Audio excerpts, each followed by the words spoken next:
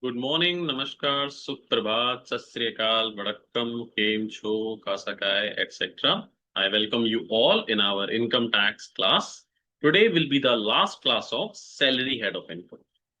In the previous classes, we have gone through with the provision of introduction of salary, basic salary, allowances concept, compensation concept, then perquisites, etc. And almost salary has been completed. We have discussed almost all the provision in the last session except two provision yet to discuss.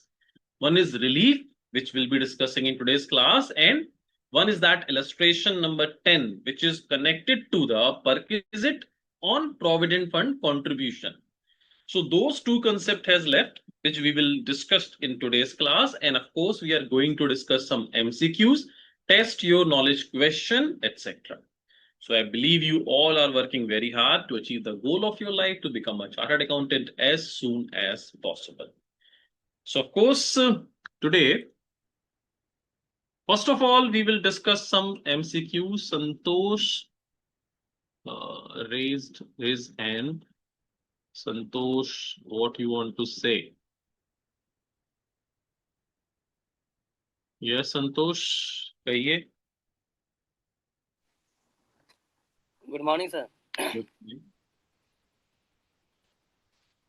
Sir, I just wanted to give you an answer so that I raised your hand. What?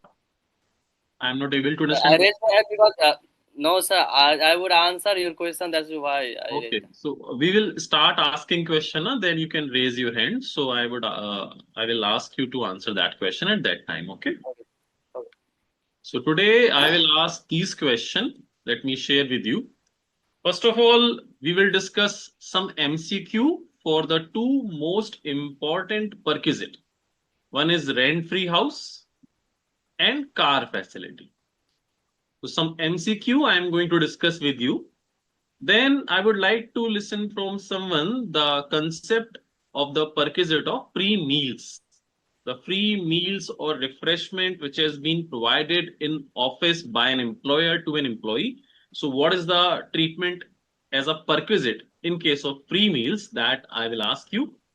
Then the third point I would like to listen is sale of laptop to employee. So if employer sale his laptop to employee, what is the provision of a perquisite in that case? And last, if employer provide his laptop to an employee for personal use of employee, then what is going to be the taxable value? So I would like to listen in case of free meals, taxable value, then sale of laptop, then use of laptop by employee for personal purpose.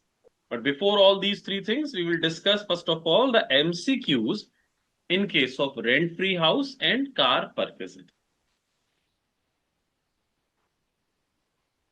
Okay, so good morning, Isha, Sridhar, good morning, Vishakha, good morning, Mehak, good morning, Ketan, good morning. Let's discuss these MCQs first. And of course, you are going to answer these questions. I am going to ask you. And if you are not able to answer, then we will solve it together. So first MCQ says, suppose Rakesh received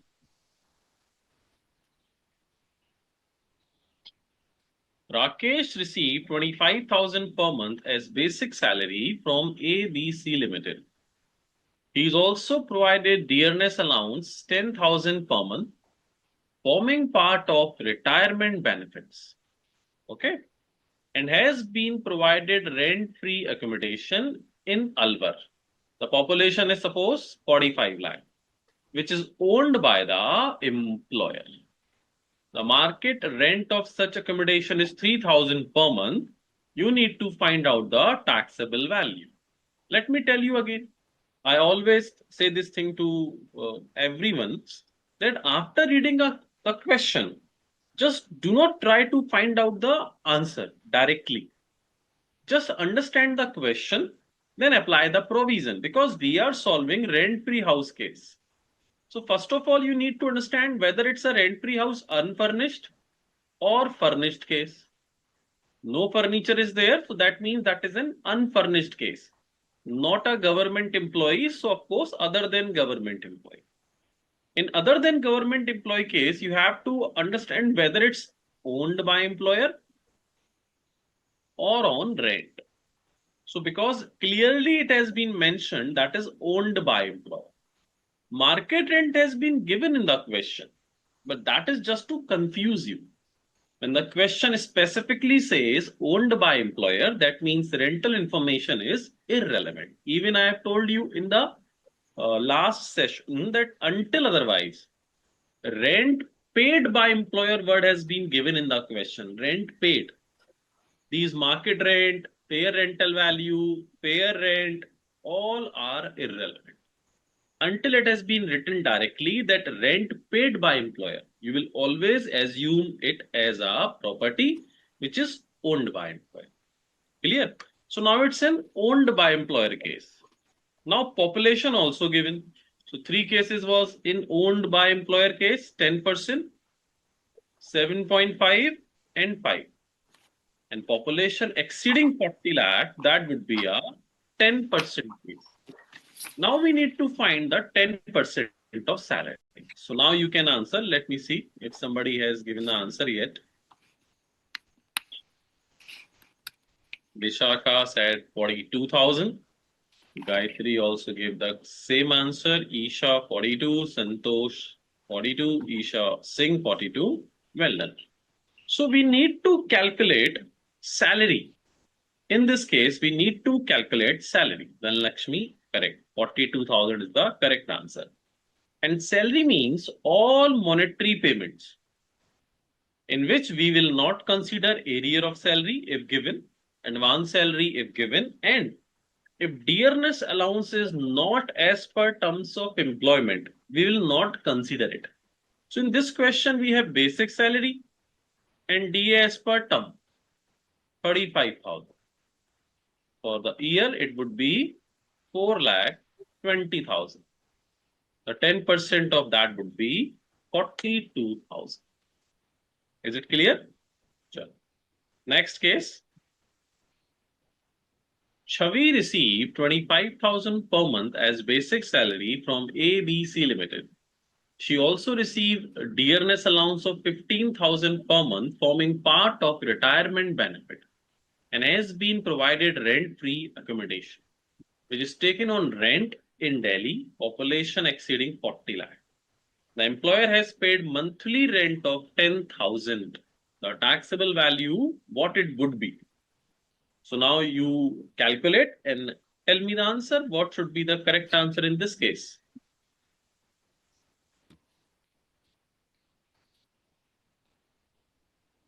First of all, you should understand whether it's a rental accommodation case or owned case.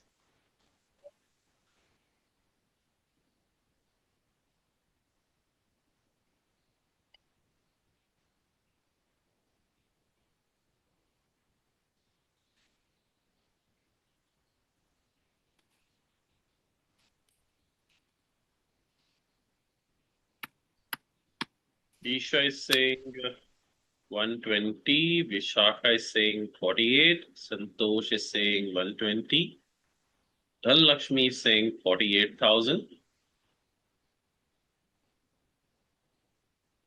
So because the property is on rental basis, because it has been clearly mentioned over here, you can see that it has been clearly mentioned that the monthly rent paid by the employer. So this is a rental accommodation. In case of rental accommodation, population is irrelevant. It needs to be taken always 10% or rent paid, whichever is lower. So 120 is the rent paid. Now we need to calculate the salary. So 25,000 plus 15,000, that means 40,000 per month. For the year, it would be 4,80,000 and 10% would be 48,000. So lower is going to be tax. The correct answer would be option number B. Clear, everyone? Next.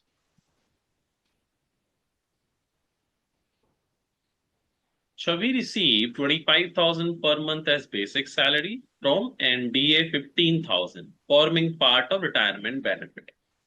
The rent-free accommodation has been provided, owned by employer with effect from 1st October 2025. So it's owned by employer and it has been provided to you from 1st October 25. Population exceeding 40 lakh. Market rent is 2000. Again, market rent is irrelevant because it's owned by employer. You need to calculate the taxable value. So let me know the correct answer of this.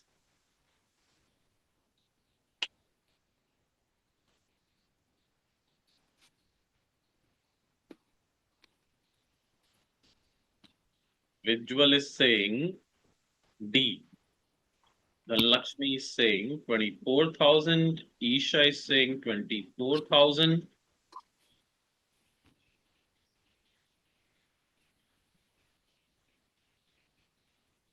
Sridhar 24,000. Because the property has been owned or used for the purpose of rent-free house on 1st October 2025. So October, November, December, January, February, March, only 6 months rent-free house taxable value needs to be taxed. Again, the salary is 40,000 per month. So for 6 months, it would be 2,40,000 rupees. And 10% of it would be 24,000. So the correct answer would be option number. Next is, now this is, I guess, with furniture. Chavi received 25,000 per month as basic salary from ABC and DA 15,000 form it part of the retirement benefit. Population exceeding 40 lakh with effect from 1st April 25. Accommodation owned by the owner. Employer also provided furniture. Original cost is 50, WDV is 40,500 with effect from 1st October 2025. Market value of accommodation is 12,000 per month, which is irrelevant because it has been owned by the employer. So now because it's a furnished rent-free house, first of all, you need to find out the taxable value of unfurnished accommodation as usual. And it would be 48,000 would be the unfurnished taxable value. Now you need to add the furniture value. So kindly add the furniture value and let me know the answer.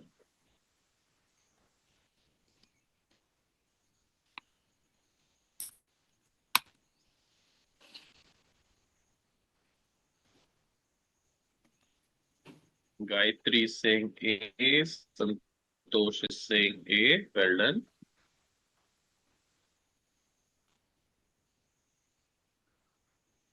Anyone else? Isha is saying 50,500. Sridhar, correct answer. Vishaka, 50,500. Visual also very well done. So technically, because furniture has been provided from 1st October, that means for 6 months value. In case of mobile asset, if used by employee, the formula is 10% per annum. And because it's for 6 months, so the taxable value of furniture would be 2,500. The correct answer would be 50,500. That is option A. So technically, we are discussing one of the most difficult perquisite of salary head. So we have discussed 4 questions of rent-free house. Now moving on to the 2 or 3 question of car perquisite. So again, I have asked you that whenever there is a question related to car perquisite, please do not try to solve it directly. Do not try to find out the direct taxable value. Understand the concept, which case is applicable. Once you are able to find out the correct case, you will be able to find out the correct answer.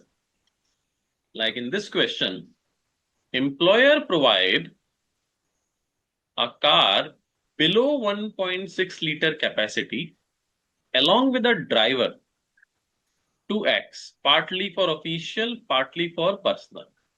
Expense relating incurred by the company are running and maintenance 32,000 and driver salary 36,000. The taxable value of the car facility for assessment year so and so would be how much? So again, first of all, you need to understand who provides the car, who owns the car. So as you can see, employer provides a car. So this is the case of car owned or on rent by employer. Now the second important thing to find out, who is doing the expenses. So expenses has been done by employer. Now the third is the use of the car. So partly for official, partly for personal purpose. That means third case is applicable. Now we know the third case is having a fixed value depending upon the car capacity. So it is below 1.6 liter capacity with a driver. So how much it would be? The correct answer would be out of these cases 32,400. Absolutely correct, because 1,800 plus 900 for driver. So 2,700, this is going to be your taxable value. Next. Garima received 2,500 per month as basic salary from ABC Limited. She's also provided dearness allowance 1,500 per month forming part of retirement benefit. She has been provided motor car engine capacity exceed 1.6 liter owned by employer for her personal use.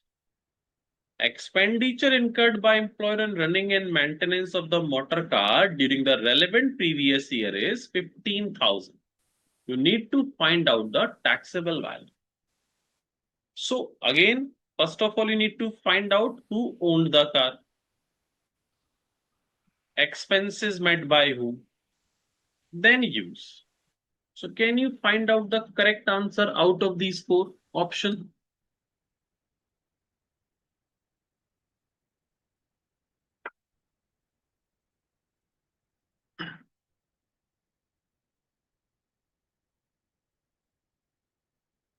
I am waiting for the correct answer of this question. Let's see, Sridhar is saying 15,000. Anyone else?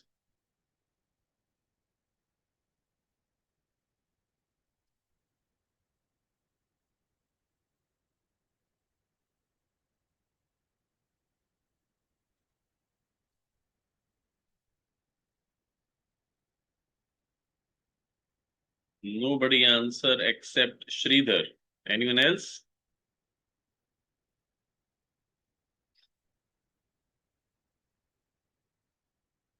Isha Kumar is saying, sir, we need value of the car. Very interesting. Vishakha Goel is saying, cost of car is not given. Very good. Visual is saying, okay. Anyone else? Original cost, he is asking. But if I'll tell you, the correct answer is either A, B, C, or D. We do not need the car value in this question. You are asking, but let me tell you, we do not need the correct original cost or cost of the car in this question. So maybe you are not reading the question properly. That's why you are not able to solve the question. Read it properly. Suppose if you have these four information only, and the question is complete, let me tell you, we don't have any missing information or no information regarding the car value we required.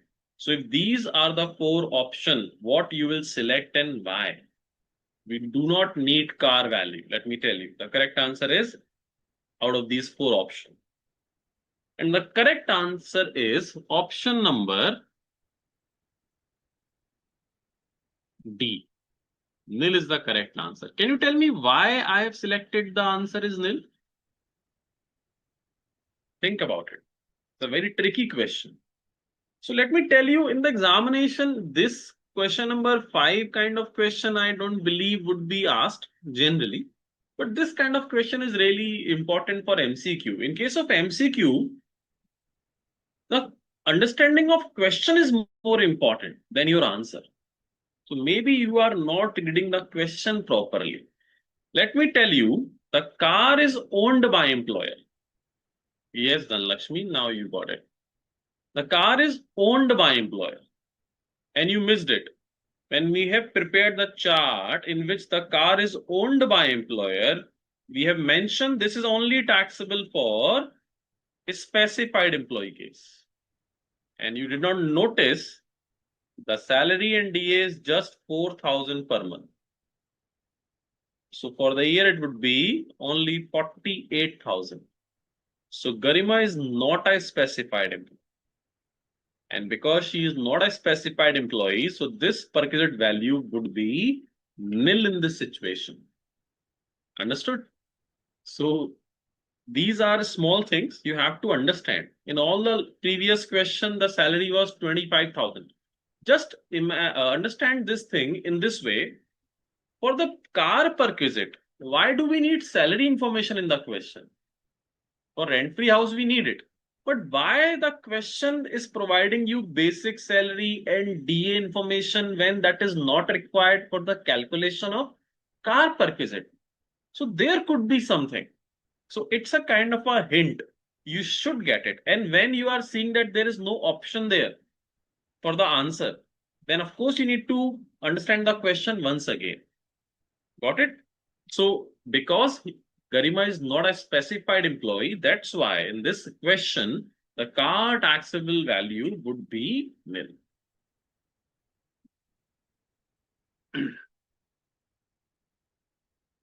Last question regarding car perquisite. Mr. Gupta is given a motor car with chauffeur by the employer, which is used for both official and personal purpose. So it is clear that a car has been given by employer, used for both purpose. Now we just need to find out who is bearing the expenditure. The entire running expenditure of the car amounting to 64,800 was met by the employer in previous year 26-27. I guess it would be 25-26 student, not 26-27. It would be 25-26. The cubic capacity of car has been given exceeding 1.6 liter. The perk value you need to find out if he is a specified employee. So what would be the correct answer in this case? Now this is easy question. Very well done. Everybody has given the correct answer. B. Option B is the correct answer because we need to take the 2,400 and 900. So 3,300 into 12 would be the correct answer. So we have solved some question which is related to the perquisite of rent-free house and car perquisite, which we known as, we can say, most complicated or difficult perquisite as well as important for the purpose of examination. So if you apply the provision correctly, you will see these perquisite also not that difficult. Now, as I have asked you that I need to discuss these 3 points with you. So I want to free meals taxable value case, sale of laptop to employee, use of laptop by employee for personal purpose. So who will tell me the taxable treatment of these 3 points one by one? Who will explain the concept of free meals taxable value in case of salary provision?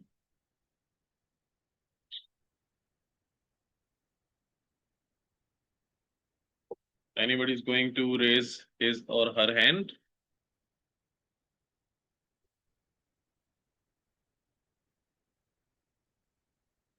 The concept of free meals, the taxable value, how we will find out the taxable value in case of free meals, refreshment, etc. Who is going to explain it? Nobody raised hand still now. Vishakha. Welcome, Vishakha. Chalo. Vishaka will tell. Good morning, sir. Good morning. Yes, sir. In case of free meals, if refreshments are provided during office hours, then perquisite value will be nil. If refreshments, if proper meals are provided during the exemption up to rupees 50 per meal is available. In excess of 50, everything will be taxable. Well done. But there are actually no, 2, 3 points. One was you have explained correctly, refreshment like tea, coffee is exempted. If the free meals has been provided in a remote area, that is also exempted. The third, you Okay. have explained wonderfully that if it has been provided free meals at office premises and via non-transferable voucher. Please remember this point. Suppose in theoretical provision, the question has been asked that please explain the taxable value of free meals. Then you have to write this word also, non-transferable voucher or coupon. Then 50 rupees per meal is the exempted value. Balance is going to be taxed. This is only in case of optional tax regime you can claim this benefit. And in any other case, the case in which maybe the reimbursement is on the basis of bill submission. In that case, 100% would be the taxable value. Well done, Taxable value. Vishaka.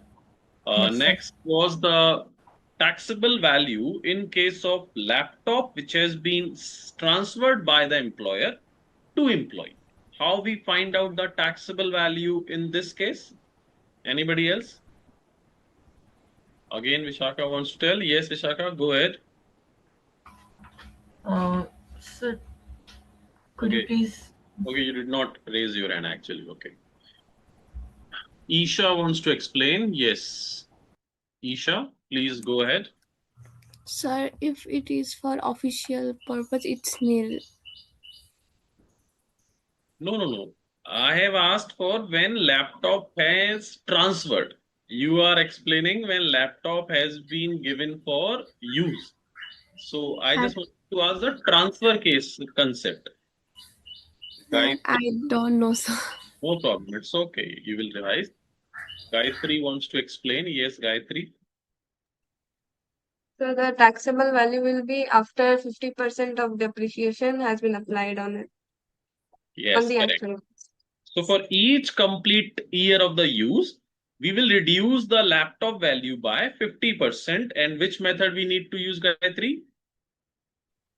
So WDV method. WTV method. Well done. That was the case of when laptop or any electronic item which is connected to laptop has been transferred to the employee. Okay, the last one is if laptop has been given to the employee for personal use, then what is going to be the treatment? Who will explain that? Isha, you want to explain? Chalo, tell. No, sir, I don't know So actually. actually, your hand is actually raised till now. That's why. So in case of laptop, Vishakha wants to explain. Yes, Vishakha. Sir, if the laptop is owned by employer and given to employee for his personal use, then the perquisite value will be nil. Well done. So in case of laptop, it does not matter whether you are giving this for the purpose of personal purpose to the employee or official purpose. If the laptop has been given for use, it would be always nil. Remember, it would be always nil taxable value. So maybe question is going to confuse you because whenever you see it is for personal purpose, you start thinking it needs to be taxed, but not in case of laptop and computer. Okay. So those were the cases. Now, of course, before sharing today's thought for the day, I would like to ask one thing to all of you, a very general knowledge question. Okay. Sridhar asking, sir, defense meal is exempted or taxable? It is exempted because it has been provided in their mass. So that is a specific provision in case of defense, etc. Okay, so what is the opposite of success? Can you tell me what is the opposite of success? General.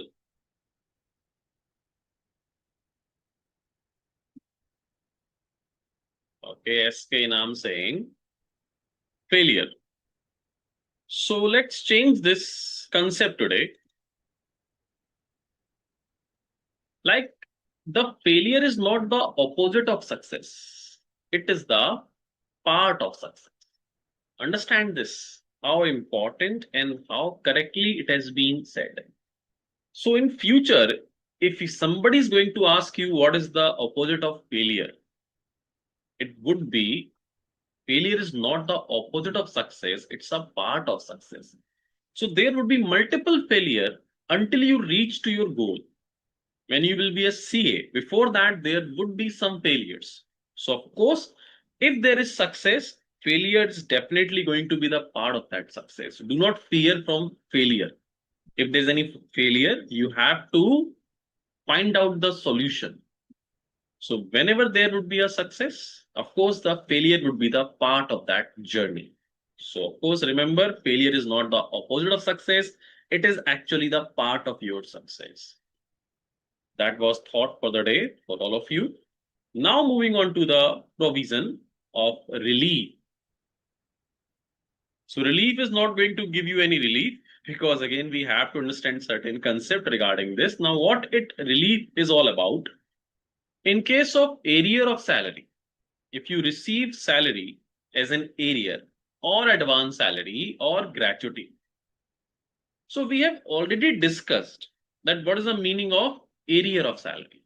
So arrear of salary means that if you receive any salary due to retrospective effect, that is called arrear of salary. And we have also gone through the example which says,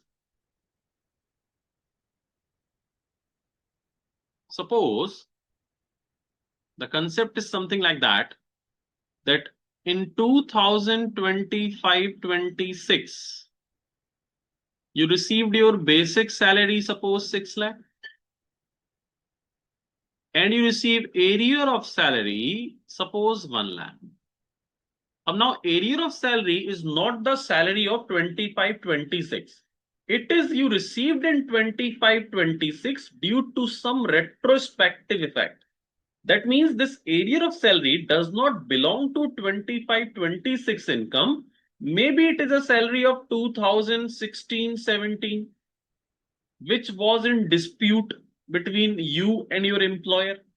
And after the court judgment, court has asked you to, that employer will give you extra 1 lakh rupees as 2016-17 salary. But because the court judgment has came in 25-26, so you technically receiving this amount in 25-26. So it is an amount which is actually you are going to receive always in your previous year. But this is always going to belong to some preceding year. Suppose 2016-17 it could belong, or 2020-23, depends on the question. But one thing is sure, that the year in which you are receiving, that is 25-26, that amount does not belong to that year. That amount is not our real income of this year. We are just receiving in this year because we had not received in due to some retrospective effect in the earlier year. So we have discussed the detail with the help of an example when we have gone through with the arrear of salary concept. So I believe you already know what is the meaning of salary. But now what is the problem which we are discussing is something else. The problem is the taxability here. Let's understand with the help of a simple example. Suppose Mr. A in 2017-18, his basic salary was 5 lakh rupees. He asked his employer to increase his salary for this year by 1 lakh rupees.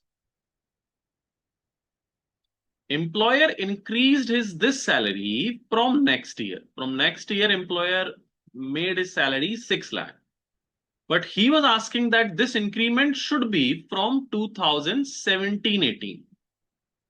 Employer increased it from 18-19, but he was asking that you should increase my salary from 17-18 also by 1 lakh rupees. Employer did not do this. So he went to a court. For future year, his salary has been increased 6 lakh every year. But this dispute year was 17-18, for which the increment has not applied by the employer. Now the court judgment has came in 2025-26 that yes, employees should get this 1 lakh rupees extra salary. Now this salary has not actually received in 27-18 due to the dispute. Now 25-26 basic salary is 6 lakh. But because court judgment has came in 25-26 that employer was wrong, he should increase his salary by 1 lakh in 17-18. So because in this year, 25-26, now this employee will receive extra 1 lakh. The belonging year is 17-18 of this salary, but the received year is always your current year. Got it what we are discussing? Now, where the problem arises, this is what is area of salary, which has been discussed by us earlier also. But in case of relief, what the problem arises, problem is something different. That why we are discussing relief provision. Now, because the salary has been received in 25-26, so his tax on this salary, on this 1 lakh, including in the normal salary, his gross salary would be suppose 7 lakh, then other incomes, etc., like 4 lakh, or suppose 8 lakh, etc. So suppose his total income after giving standard deduction, etc., everything else, suppose now total income is 15 lakh. And he needs to pay tax on it. Now the employee is of the opinion that you taxed my 1 lakh rupees in 25-26. Listen very carefully. What employee is saying? Employee is saying that you are taxing my 1 lakh rupees, which belongs to 17-18. In which year? 25-26. So you add my this salary in 25-26 and I am paying tax on 15 lakh, which include this 1 lakh rupees income also. On 15 lakh rupees tax, actually I am paying tax on 1 lakh also. So now employee is saying this is happening, but if this 1 lakh rupees, if this 1 lakh rupees is actually going to be taxed in 17-18 income, when my income was low, when I don't have other income. So if this 1 lakh rupees is going to be taxed in 17-18 income, that would be suppose only 6 lakh. So my tax on this 1 lakh would be lower. But because you have added my this 1 lakh rupees salary in 25-26, so I am going to pay more tax on this 1 lakh. So you should tax my this 1 lakh rupees in 17-18 in the year to which it belongs. Now the problem arises because we are in 25-26. An employee is saying if this 1 lakh rupees would have been taxed in 17-18, my tax liability would be lower.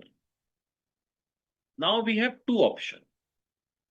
Option one, if we have a time machine, because 2017-18 return has been filed, tax has been paid, everything has been done, we cannot change it.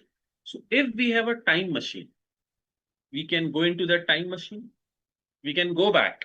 We should add this 1 lakh rupees in 17-18 income and find out the tax liability, the real tax liability. This is the way it should be because the income actually belongs to 17-18. And in this year, we should not add 1 lakh rupees in 25-26 income because this is not the income of this year. But practically, it's impossible because we do not have a time machine. So income tax has been introduced a concept of relief. It says if that could be done. It says if we calculate what the employee want, then we will see what would be the impact. And if the employee is correct, that if adding 1 lakh rupees in 17-18 would result in a lower tax liability, we will do that. Now, how it is going to be done, let me show you with the help of a small example. So, understand one thing, relief does not have any separate calculation provision. Relief is just saying one thing, that the area of salary needs to be taxed in the year it belongs. So we need to just checking out with the help of calculation that if employee is correct or not. If we would have taxable that 1 lakh rupees in the year to which it belongs, whether his tax liability would be lower or not. If lower, we will provide him a discount. That discount is called relief. If not, then no discount, no issue. How it's need to be done? Let me solve it a very simple example. So there is just a concept you need to understand. There is no specific, no special provision, no separate provision of relief. It's just a tax calculation. Now suppose area of salary is 10 rupees. For previous year, 23-24. Up 23-24 year it belongs. But it would have been received in which year? 25-26. Which is received in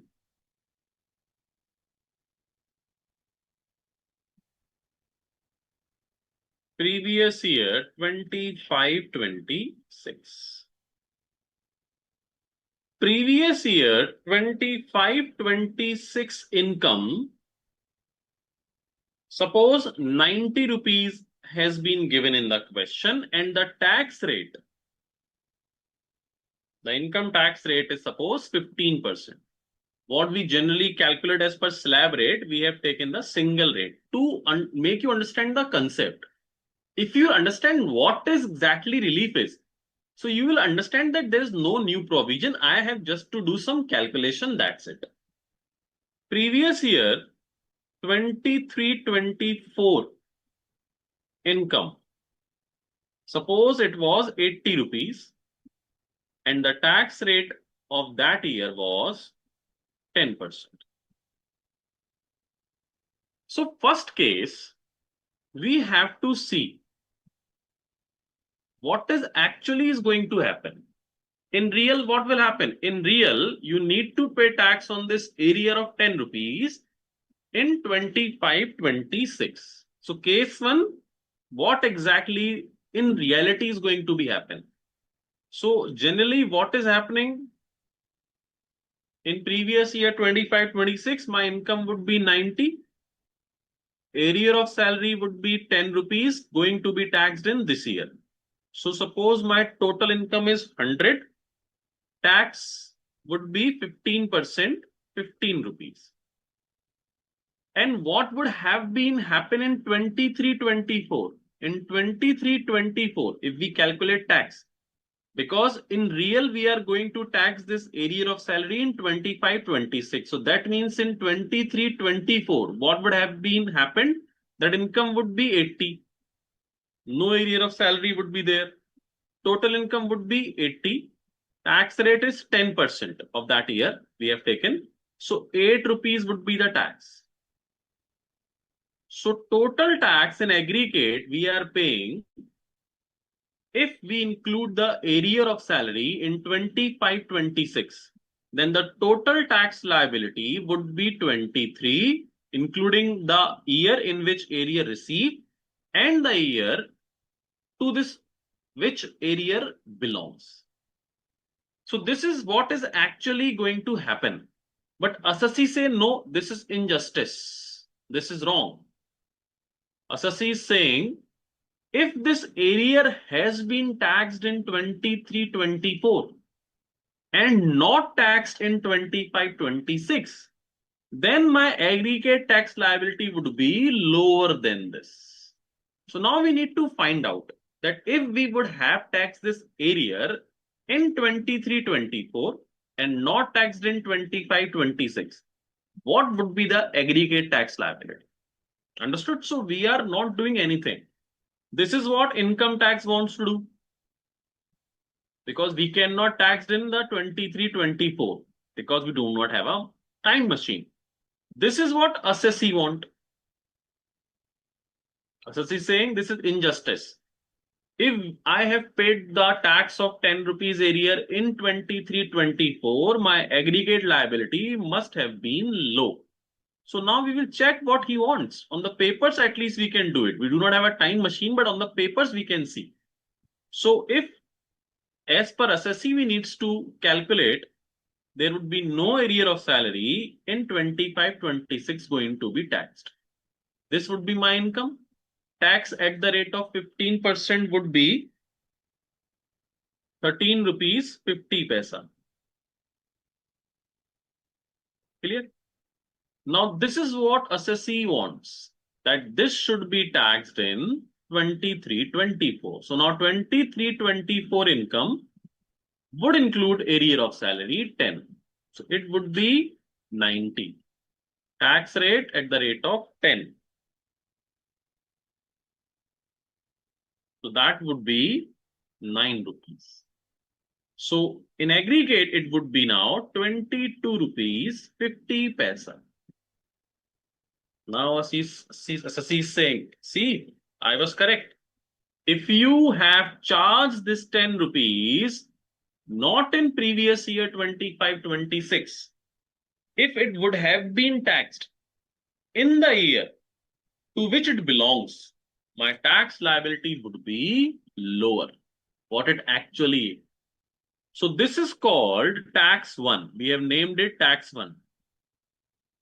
And this is we have called tax 2.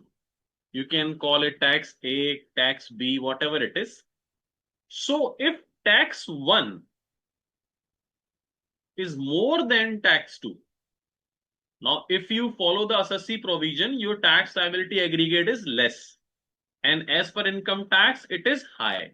So if tax 1 is more than tax 2, income tax will provide you relief. You will be eligible for relief if tax 1 is more than tax 2 only. If it is opposite, suppose tax 2, it's not 22.5, suppose it has 24, then relief provision would not apply.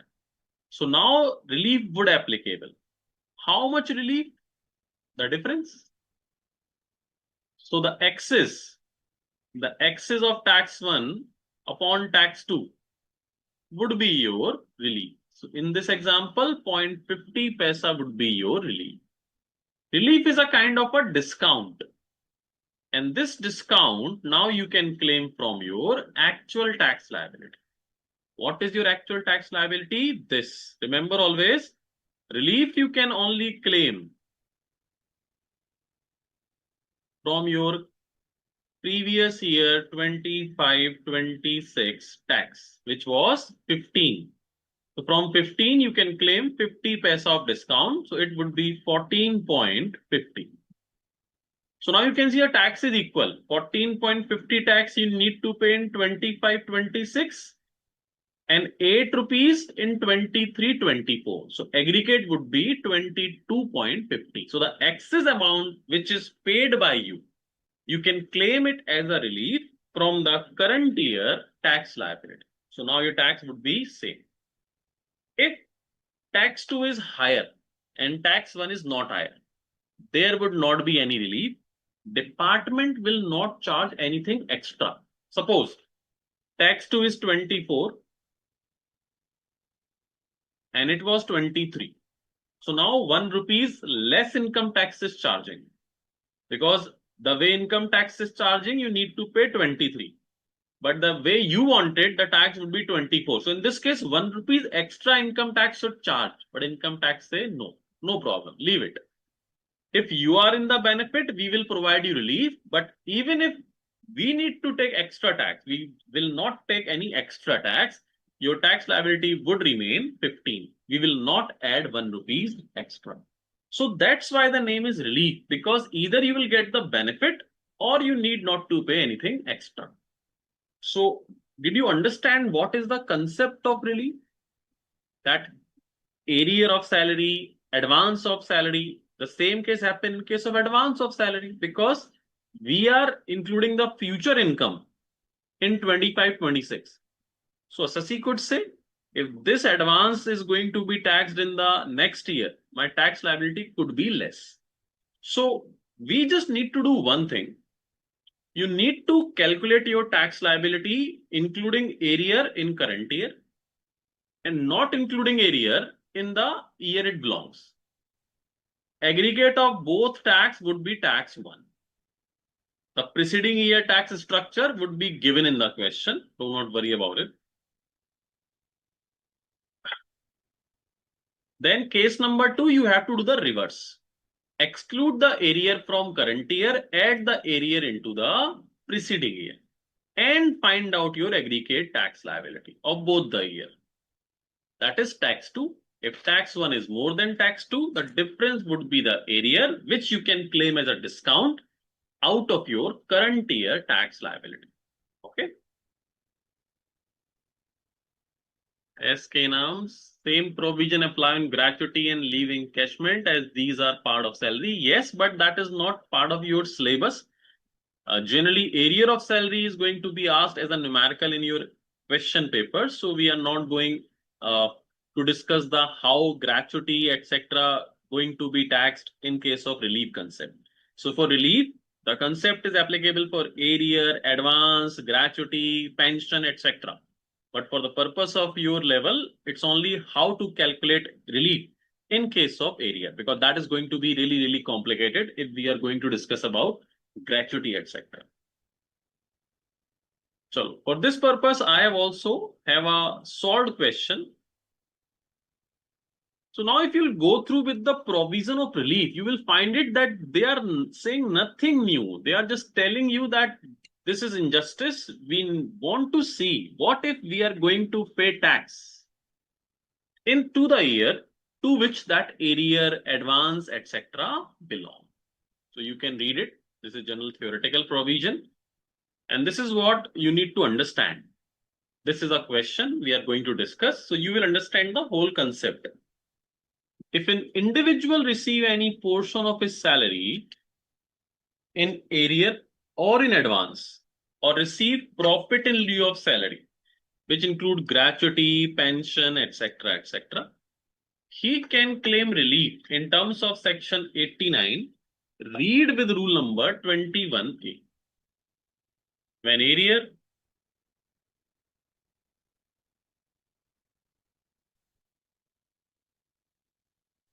advance salary received. In this case, 2-year information will be provided.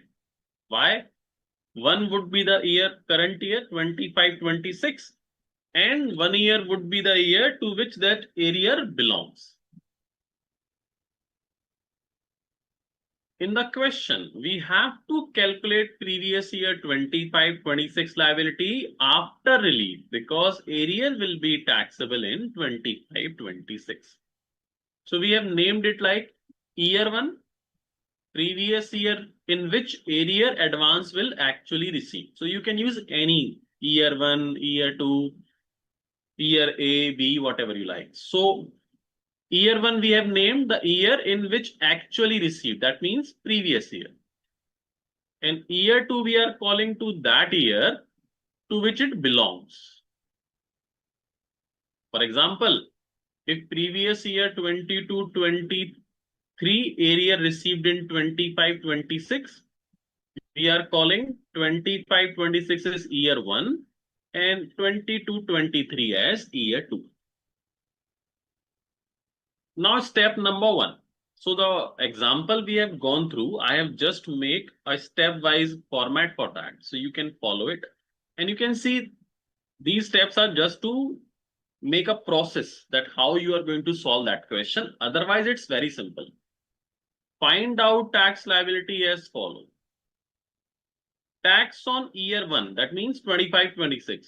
Need to calculate the tax liability of year 1, including such arrear or advance. So you have seen that in that example, we have added arrear of salary first in year 1 and not include in the year 2. So tax calculate including arrear in year 1 and calculate tax on year 2 income 22-23 without including such arrear of salary.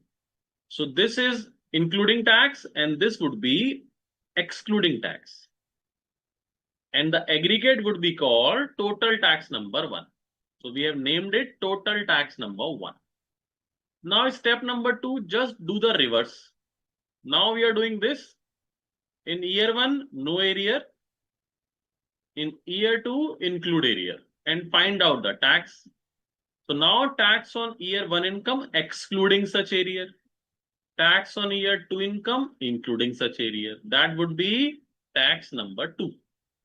If tax 1 is more than 2, then difference would be your relief. Relief if total tax 1 exceeding total tax 2, if vice versa, that if tax 1 is less than tax 2, there would be no relief. How much would be the relief? The difference, tax 1 minus tax 2, would be called your relief. What you will do with that relief? Tax liability of 25-26, total tax of 25-26 minus that discount. So the relief you need to reduce from your tax liability of 25-26. Full solve question for you to understand more clearly. Previous year 25-26 salary, suppose it's 6,17,000. Arrear was 20,000, which belongs to previous year 24-25.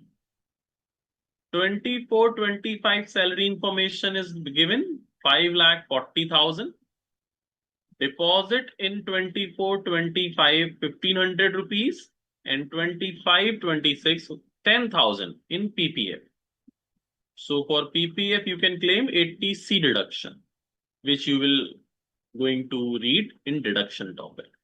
You need to calculate your relief under optional tax regime. So what we are doing, we just need to calculate this relief by doing calculation twice. Step number 1. Arrear is 20,000. So what do we need to do? In step number 1, the salary has been given 6,17,000. So step number 1 says add this arrear in your current year income and find out the tax liability.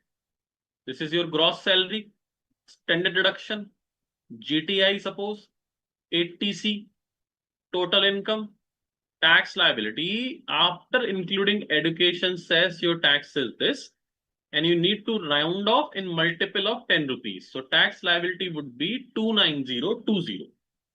If you include your arrear in current year income, your tax liability would be 29020. Now we need to calculate the tax of the year to which it belongs without including arrear. You can see arrear does not allow. So in that case, income is 490, 488, up to 5 lakh, there is no tax due to the rebate. So tax liability would be nil if this arrear has been taxed in 25-26. Then the tax liability of 24-25 would be 0. Understand? So total tax number 1 would be 29020 and 0. So tax 1 would be 29020. Now we need to reverse this process. Now we need to again calculate tax without taking arrear in 25-26 income. In that case, my tax would be 24,860. And if I include this 20,000 in 24-25 income, then tax would be 14,770. So this would be tax 2, 3,9,630.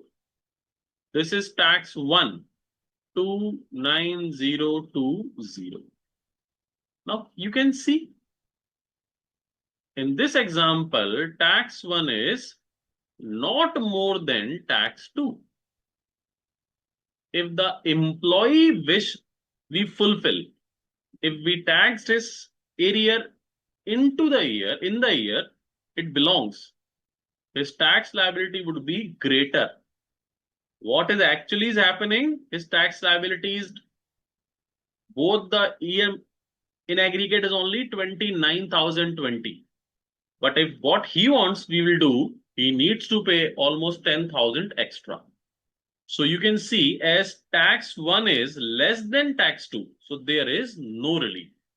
How much tax he needs to pay? Only 29020. Otherwise, as per the technical rule, the extra tax he must pay, because if that amount he must have received in the year to it belongs, he needs to pay at least 39,630 in aggregate. But as we are taxing this year of salary in current year, he only needs to pay in aggregate 29020. So in this example, there would not be any relief. Suppose the aggregate tax liability in this case is only 20,000. So now there would be relief because that would be tax 2. And in this case, tax 1 is 29, tax 2 is 20,000. So 9020 would be a relief that could have been claimed from 29020 if in this question tax 1 is higher. So please go through this question or revise it. You will understand the concept, and let me tell you, there is no new calculation concept in this case. Just multiple calculation, because we need to find out what would be the best choice for employee if we tax the area in current year, not taxed in 24-25, or vice versa. So that's how we need to calculate the area concept and need to find out the relief if it has been given in the question.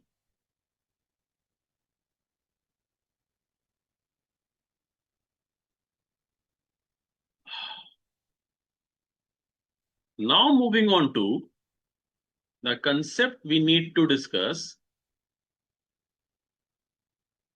in case of Provident Fund provision. Aditya is saying, sir, when medical expenses can be exempt? Aditya, what kind of question is this, beta? We are discussing medical expenses. We have already gone through with the medical perquisite concept. You can watch the video again. You would be able to understand what medical expenses are exempted or what taxable.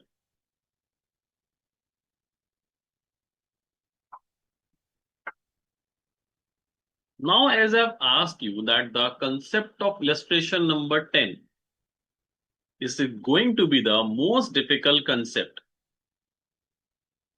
This belongs from here.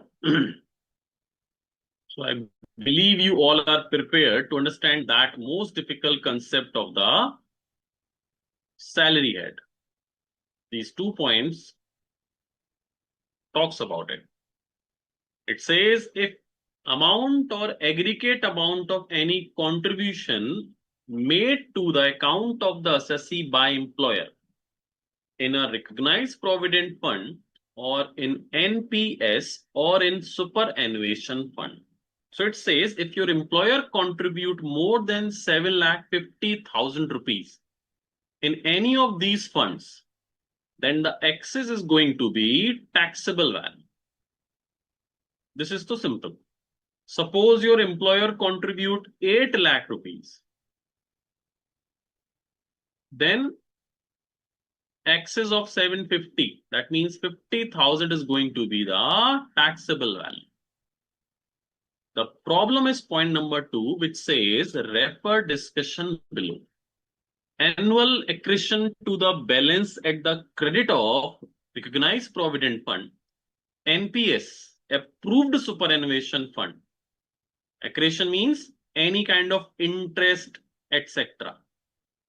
The interest which is going to be earned or accrued on this contribution needs to calculate superannuation fund, which relates to employer's contribution and includes in total income on account of the same having exceeded 7,50,000. So the interest which belongs to this excess of 50,000 or the amount which has been contributed more than 7,50,000, that is also going to be taxed. So how to find out that interest taxability?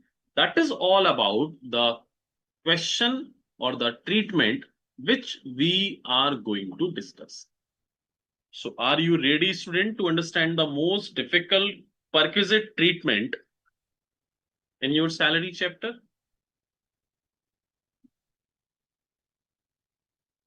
Gayatri is saying yes. So this is the provision I was talking about from day number 2. And let's see how you encounter that, how you are able to understand that, because I'll try to make you understand as simple as can be with the help of an example, but now it depends upon you. So let's see what happens. So annual accretion, that means interest or any income on it, to the balance at the credit of the recognized provident fund, NPS approved superannuation fund, which relates to the employee's contribution and included in total income on account of the same having exceeding 750 lakh rupees. So the contribution if made by you is more than 7,50,000 rupees, then the interest income or any income which is accrue on that excess contribution, how that is going to be the taxable value, how we are going to find out the taxable value in that case, that is all about we need to discuss. Any annual accretion by way of interest, dividend, or any other amount of similar nature during the previous year to the balance at the credit of the recognized provident fund or NPS or approved superannuation fund to the extent it relates to the employer contribution, which is included in total income in the previous year under section 17(2)(7), computed in prescribed manner. In other words, look, this is complicated, and even other words are also complicated, not simple. In other words, interest, dividend, or any other amount of similar nature, or the amount which is included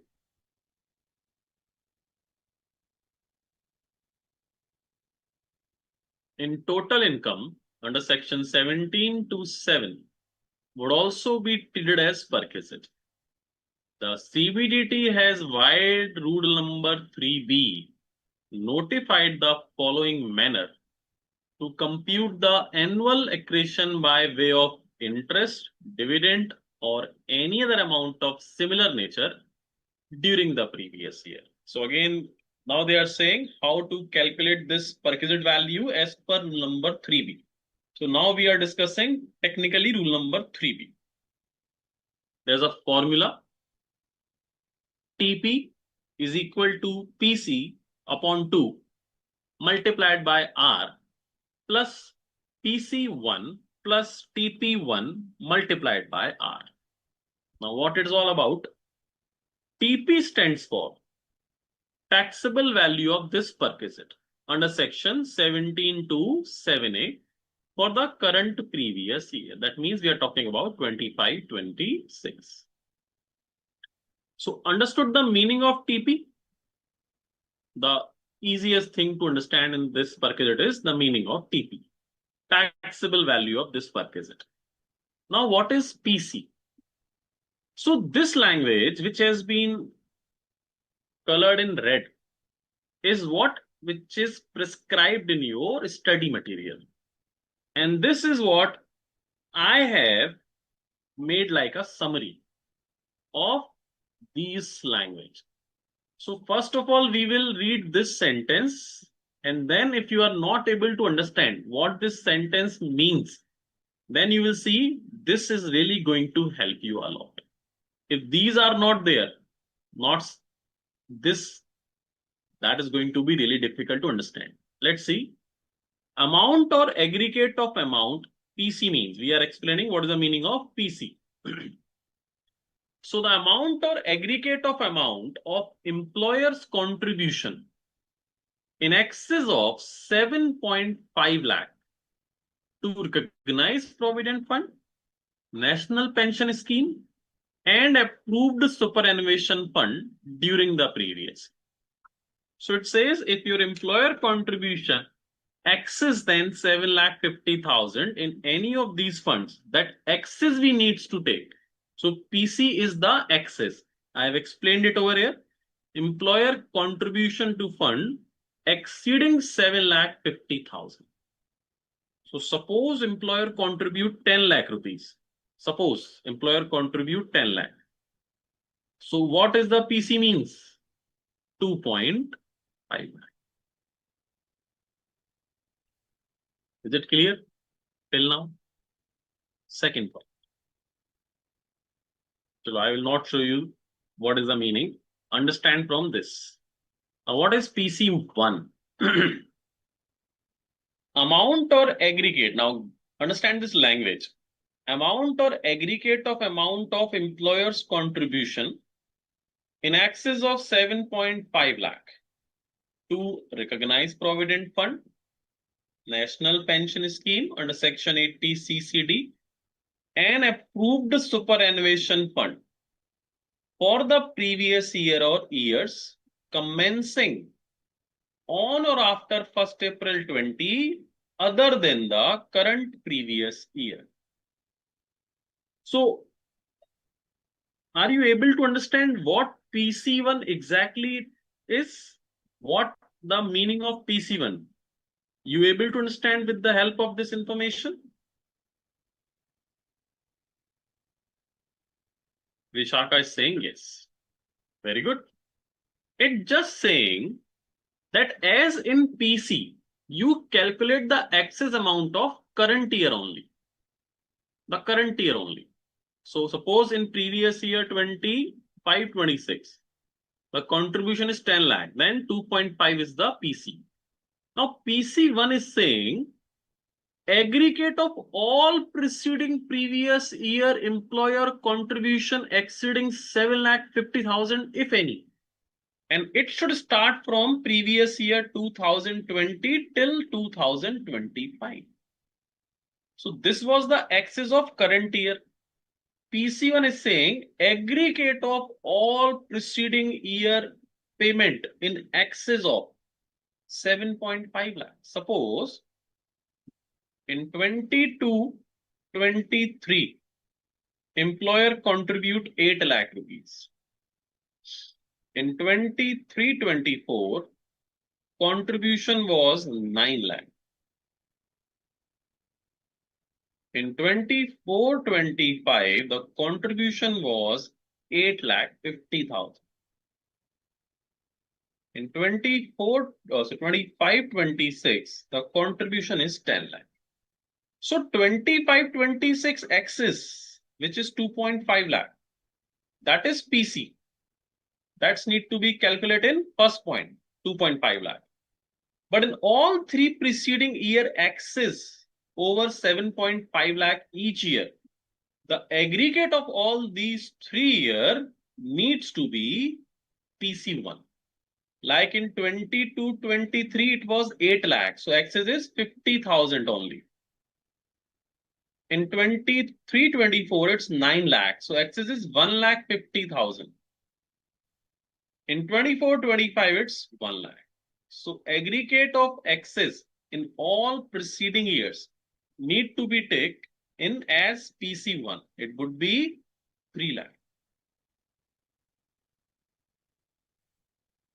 So you understand what is the meaning of PC and PC1? Any problem in PC and PC1?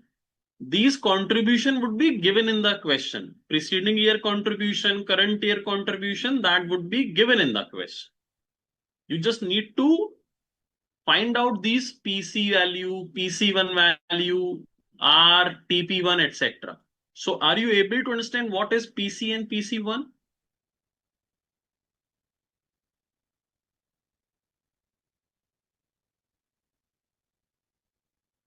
Anybody has any problem in the understanding of PC and PC1? No, very good. So, Abhi, if you'll see in the formula, we know the meaning of TP, that taxable value, what we are finding. We find out what is PC. Divide by 2. So this is not an issue. 2 we know. PC1 we have find out. Now the problem is R, because R has been used twice. And this TP1. So now we need to find out the TP1 and R. So if you are able to understand the meaning of TP1 and R, maybe you would be able to solve this perquisite value. Now TP1 is here. So aggregate of taxable perquisite under section 17 to 7A for the previous year or years commencing on or after 1st April 2020 other than the current previous year. समझ आया कुछ? What is TP1? What is the meaning of TP1? They are saying aggregate of taxable perquisite under section 17 to 7A for the previous year or year commencing on or after 1st April 22. What exactly they want us to understand this? Aggregate of all preceding previous year taxable value of this perquisite, if any, from previous year 2020 till 2025. What does it mean? We are calculating TP for 25-26. This is what we are calculating, TP value. So technically we are finding out the perquisite value for 25-26 of this Provident Fund. But in 24-25, if the employer contribution was exceeding 7.5 lakh, then of course this TP value must have been calculated in 24-25 also.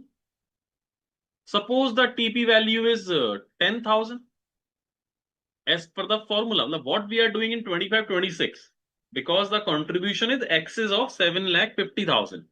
So is it possible that the contribution must exceed 24-25 also, and in that year we must have calculated TP of that year also. Suppose the TP value of that year is 10,000, and suppose in 23-24 also employer contribution was exceeding 7.5 lakhs, so we must have calculated the TP value of 23-24 also. Suppose this is 6,500. In the same way, suppose in 22-23, employer contribution was exceeding 7.5 lakh and the TP value we calculated in that year also, suppose it was 4,000. In 21-22, suppose employer contribution not exceeding 7.5 lakh, so no TP value. So only 3 TP value in your service.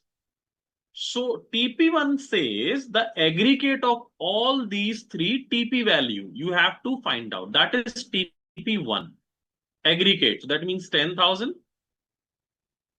As PC1 was the aggregate of exceeding 7.5 lakh of preceding year. The TP1 is the aggregate of the taxable value if you have calculated in the preceding year. So 6,500 plus 4,000.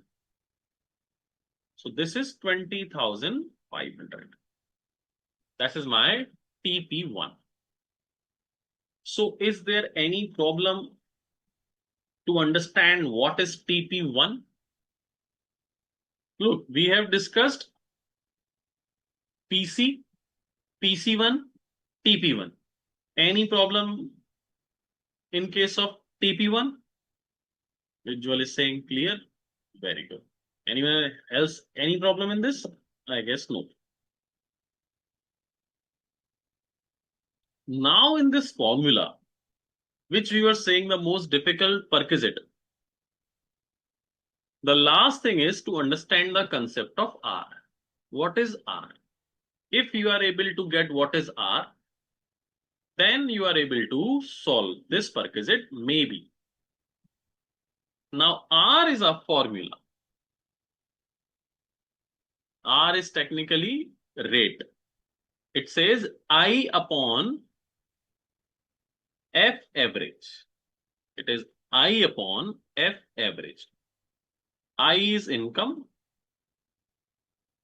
F average is fund average value. So if I divided by fund average value, that would be called rate of return. That is called R, return. So now again, to understand the R, we have to find out the meaning of two terms, I and F average.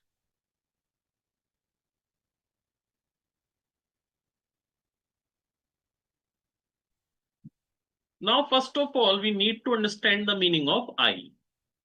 Amount or aggregate of amount of income accrued during the current previous year in recognized provident fund, national pension scheme under section 80 CCD and approved superannuation fund.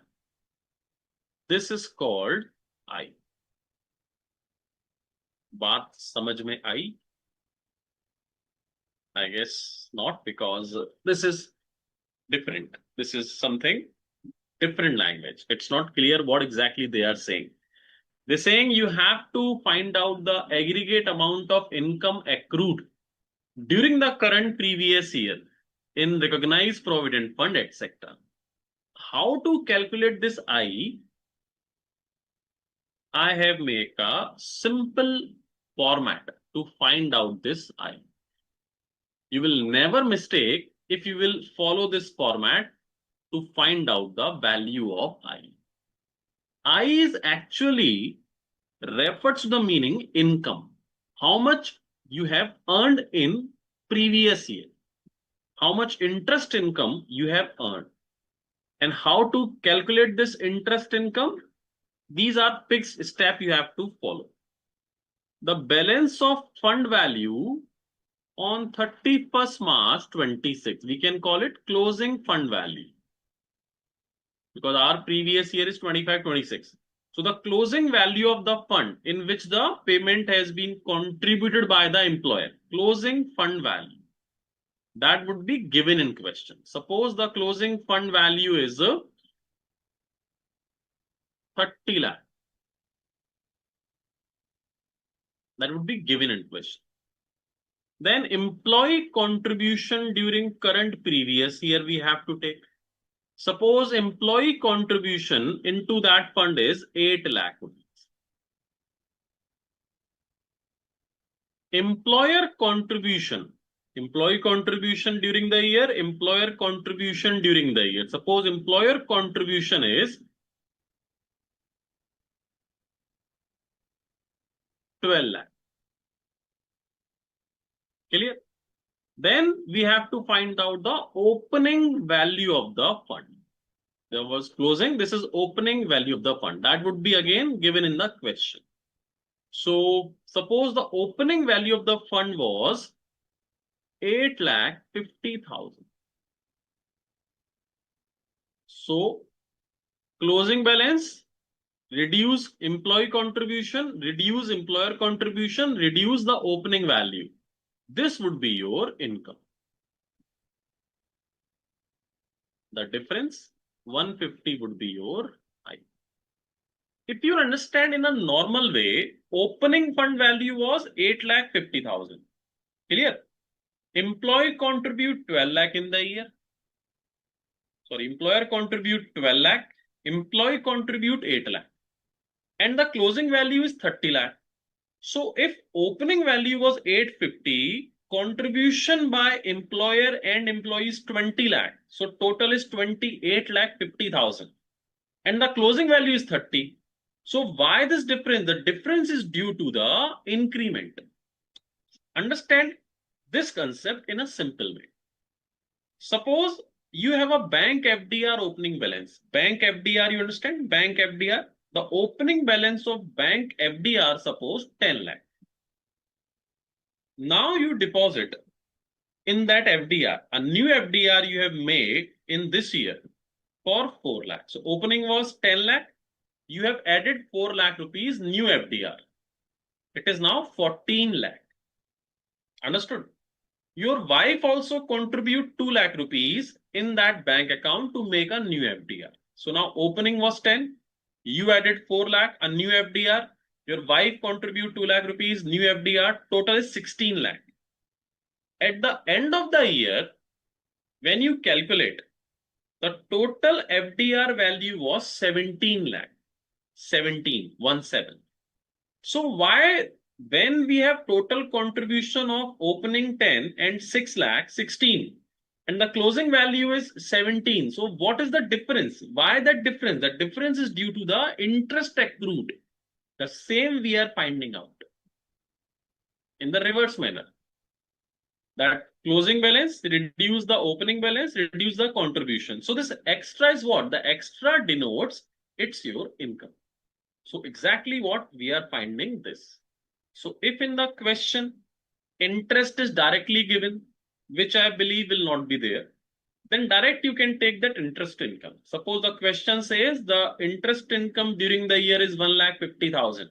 So you do not need to do this calculation, but let me tell you, you need to do this calculation. They will not give you directly. So now you understand what is the meaning of I. Do you have any issue in the understanding the meaning of I? You can follow this format and don't worry about anything else. You will get the correct answer automatically.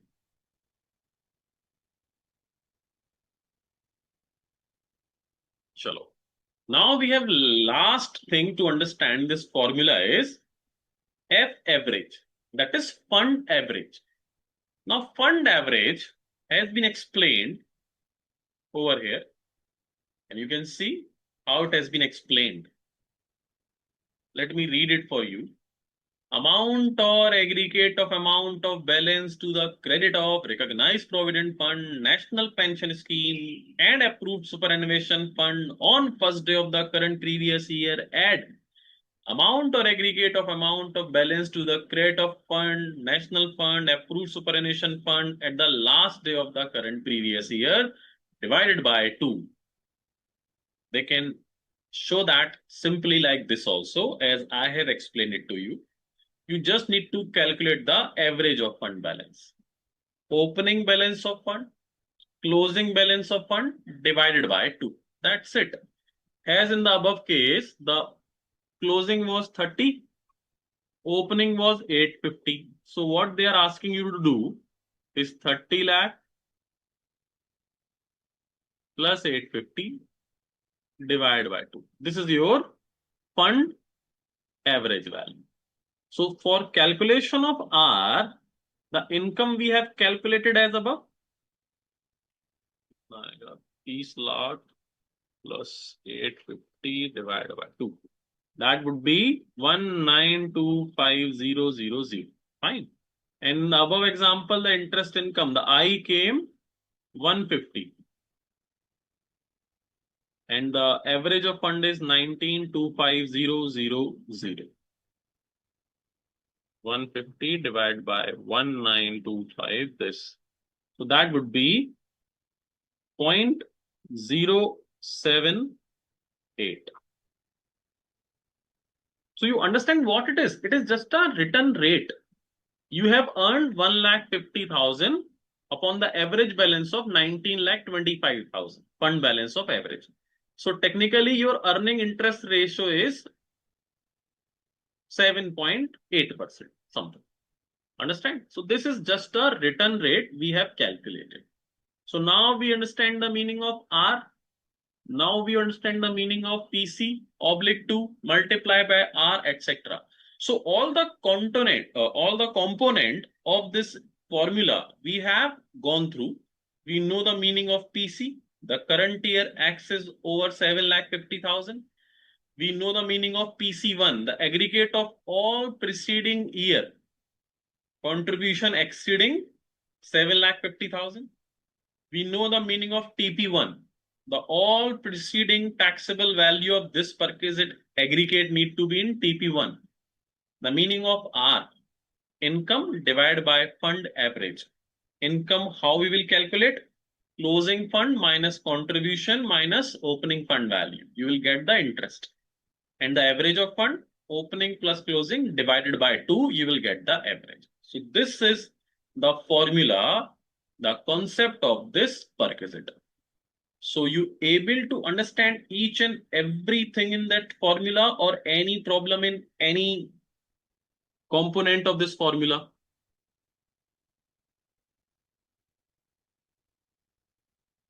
Clear? So that was the most difficult thing what we were discussing. Vijay Kumar wants to ask something. Let me see. Yes, Mr. Vijay. Sir, please explain PC1. PC1. Okay. Okay, Mr. Vijay, we are on YouTube. So if you have any confusion in PC1, you can scroll back that video and you can see it again. But let me tell you once again, PC1 is just one simple thing it says.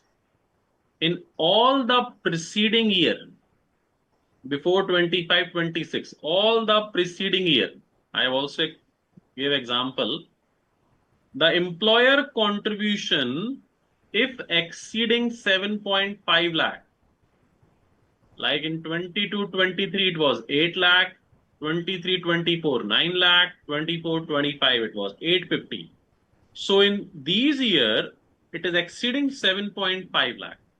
So the excess amount aggregate, you need to take as PC1. Okay. Like in 22, 23, you contribute 8 lakh. So the excess is 50,000. Next year, 9 lakh, the excess is 1,50,000. The next year is 850, the excess is 1 lakh. So aggregate of these excess would be your PC1.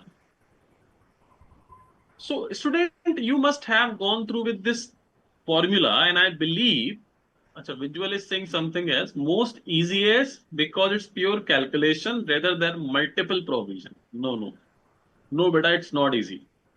Even after you know this formula and everything in front of you, you won't be able to solve the question. I am making this sure you are not able to solve the question even if you have all this calculation.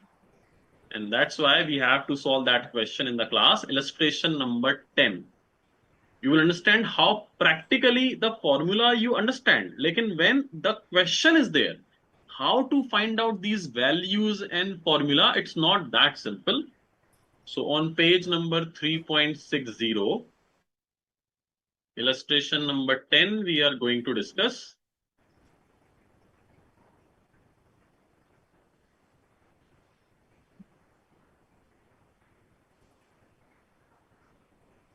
This is the question, illustration number 10. And let me tell you, even if you have the formula and the notes with you in which you know each and every meaning of every word, you won't be able to solve this question until we are going to solve it once. So once we will solve this question, then you will understand how to finding out the things from any question. Because the information regarding PC, PC1, TP1 would not be given that clearly. So you would be able to solve it. Even you have to find certain value yourself. How we are going to solve these kind of questions, that we will see after the break. So please have Bonvita, Horlicks, or whatever you need for your brain, because this is going to be complicated after the break.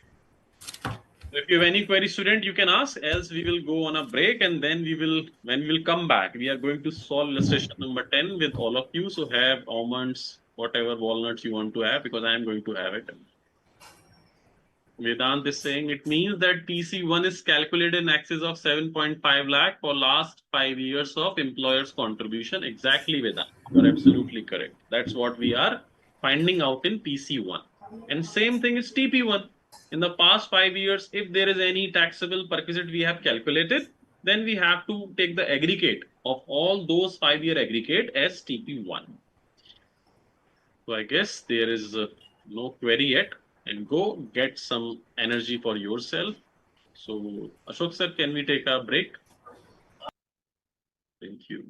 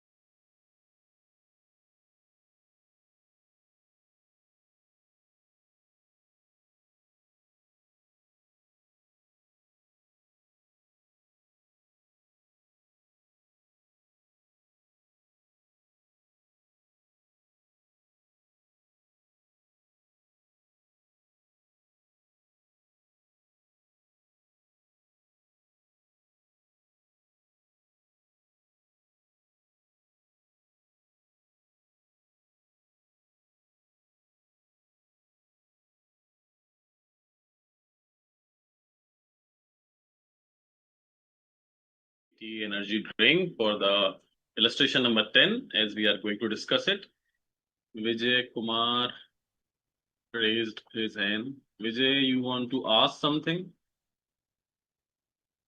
Kindly type in chat box if you want to ask something. Nothing. Okay. So let's move on to solve this question. And I believe this is going to be a roller coaster ride for all of you. So we know the provision. The provision is calculation for that is TP1, PC1. We have gone through with the concept of it. But now we are going to discuss the illustration, the kind of question that could be asked in the examination and how to solve it. So first of all, read this question. It says, Mr. A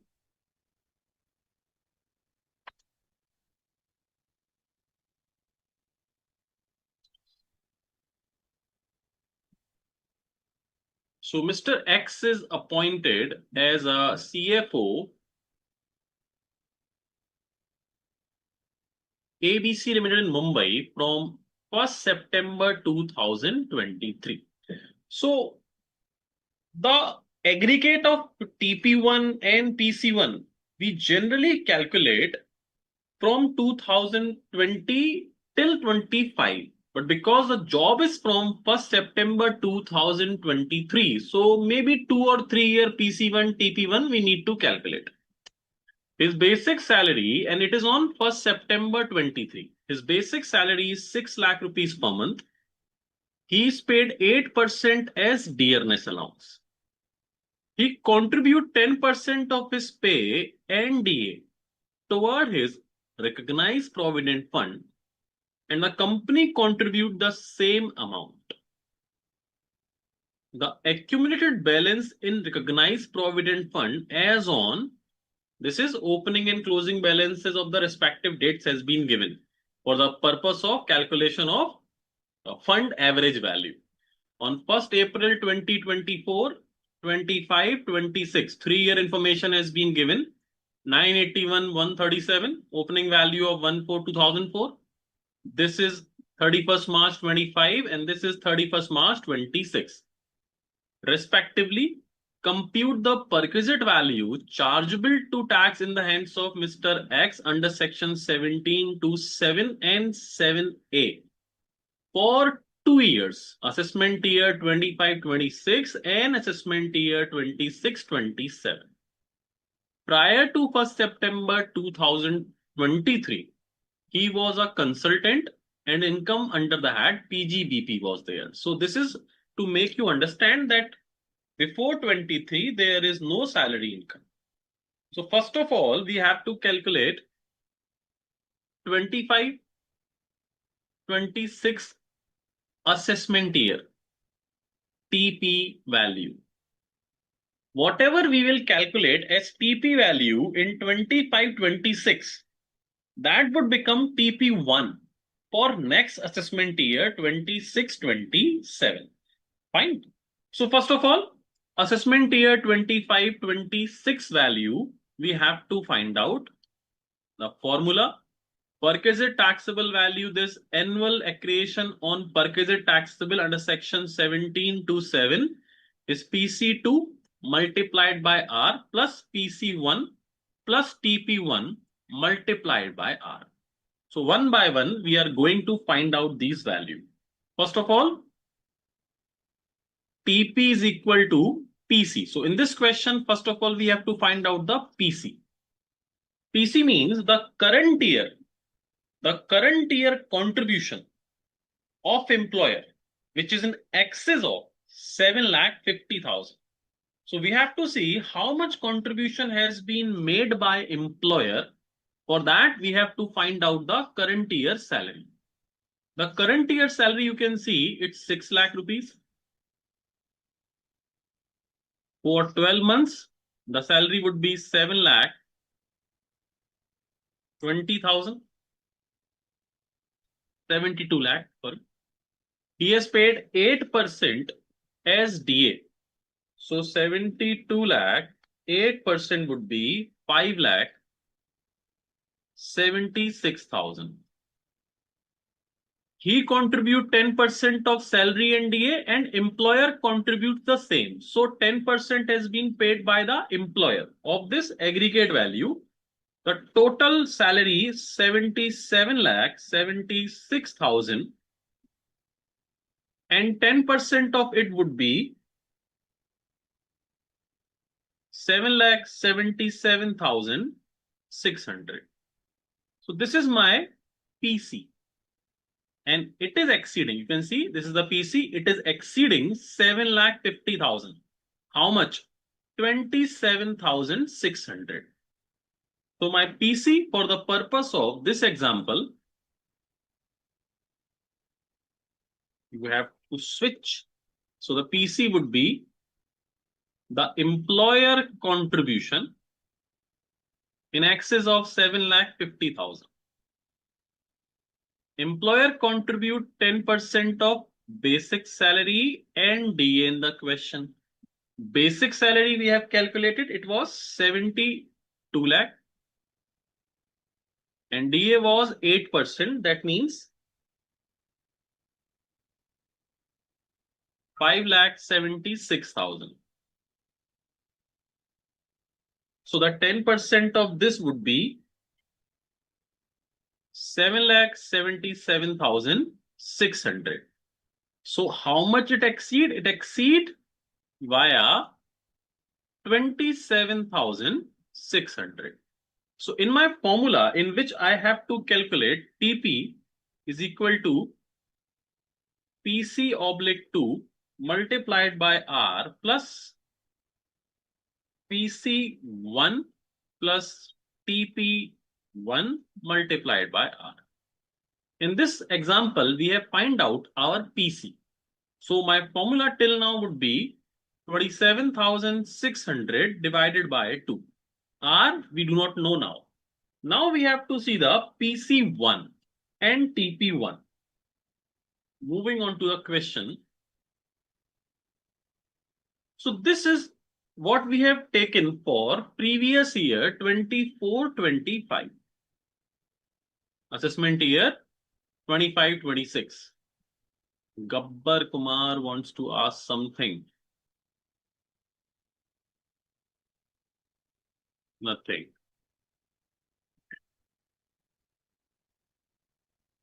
Student, just do one thing, na? Let me complete this illustration. So whatever you want to ask, you can send in chat box, but don't raise your hand because whatever you want to ask, you can ask after we have complete this illustration. You can send your query in chat box, but if you want to say something, please wait till the completion of our illustration. Okay. So for 24-25, we have calculated my PC, but for PC1, I have to find out the 7.5 lakh excess, if any, in previous year 23-24. So now for the purpose of PC1, I have to calculate my salary in previous year 23-24 and the contribution on it. So the PC1, I have to take the salary from 1st April 23 till 31st March 24. Now you will see that employment has been taken on 1st September 2023. So in the financial year 23-24, he is only at work September, October, November, December, January, February, March. That means only 7 months he was in working. And for 7 months, if we calculate the salary, 6 lakh for 7 months, 42 lakh, 8% as DA of 42 lakh. That would be 3,36,000. So the aggregate would be 45,36,000. Employer contribution would be 10%. That would be 4,53,600. 4,53,600, which is less than 7,50,000. So for the PC1, we need to take the preceding year contribution if exceeding 7,50,000. He joined the service on 1st September 23. And for that year, if you'll find out the contribution based on 7-month job, that would be 4,53,600, which is less than 7,50,000. So that means the PC1 would be nil. And before 1st September 23, as the question suggests, he was not in service sector, he was doing his business. So PC1 in this example would be nil. And if PC1 is nil, automatically TP1 would be also nil. Because if there is no PC1, there could not be any TP1. So if you'll see now, for the purpose of our solution, we have this PC1. R is yet to find out, but this PC1 is nil. And so on, because there was no PC1, so there could not be any TP1. And if these both things are 0, that means this whole value would be nil. So now in this example, only the thing which we need to calculate is R. How to find out the R value? For the purpose of calculation of R, the formula is I upon F average. The I denotes to income. For the income of previous year, we are solving question for previous year 24-25. So for the purpose of this income, I need to take the closing balance on 31st March 25 because we are solving for previous year 24-25. Employee contribution of this year, employer contribution of this year, and the value of the fund on 1st April 2024. Opening value and closing value. On 31st March 25 value, employee contribution, employer contribution, and opening value. These three things need to be reduced. Now you need to tell me from this example, what is the closing value? This is the information of fund that has been given in question. Now please tell me what is the value I should take on 31st March 25. Out of this information, what is the fund value on 31st March 25? Let me see.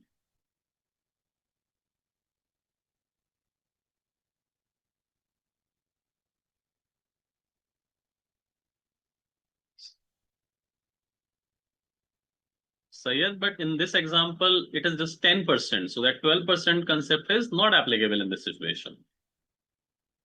Aditya, we claim reimbursement, company will pay medical expense. Why should we pay? Aditya, you are asking wrong question at wrong time. Please go through with the medical perquisite illustration and concept as we have discussed in the previous sessions. Vishakha is saying 2743. Visual is also saying correct. Gayatri also gave the correct answer. Mehak also gave the correct answer. Very good. So the 31st March 25 value, which has been given in question is, this is my closing value. 2743048. Now the employee contribution and employer contribution we have to reduce. The contribution is same, 777, 600, 777, 600. Total contribution for this year is same. And now can you tell me the opening value? The value on 1st April 24?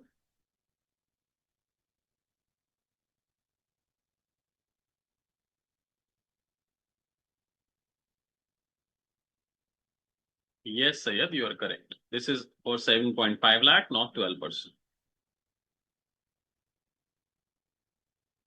Yes, the opening value is 981137. So the income would be in this case 206711. My income would be, the I in this example would be 206711. Now, as we have find out the I, now we need to find out the F average. For the purpose of F average, we need to take the closing value plus the opening value divided by 2. So these two are the opening and closing value. And if we divide them by 2, we will find our F average. Let me show you how. So in this example, the closing value was 27,430,48.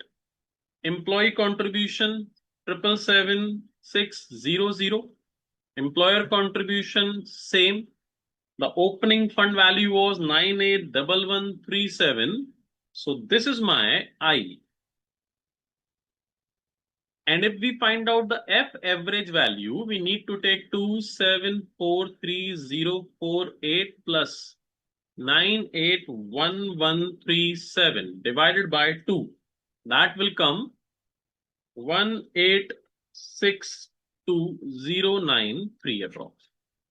So this is my fund average. And if I need to find out my R, it would be 206711 divided by 1862093. So it will be 0.111. So now my formula has been completed. 27600 divided by 2 multiplied by 0.111. There is nil value in case of PC1 and PC2. So the final answer would be 1532. This is my TP. And this is TP for previous year 24-25. Now this TP would become TP1 in next financial year 25-26 for the calculation of TP in 25-26. This will become TP1. Is there any issue right now in this question?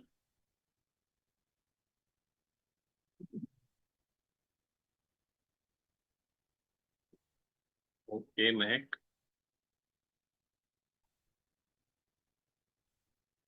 So this is the full solution. This solution is also in your study material, but I have just make it simplified for you. Please just find out the component we need to use in the formula.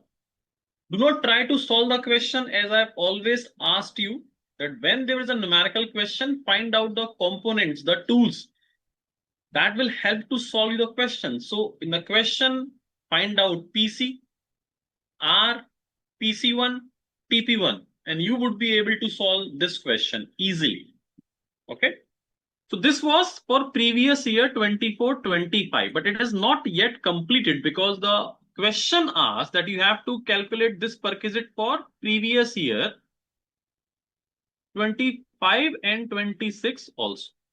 Now we need to solve this TP in 25-26 also.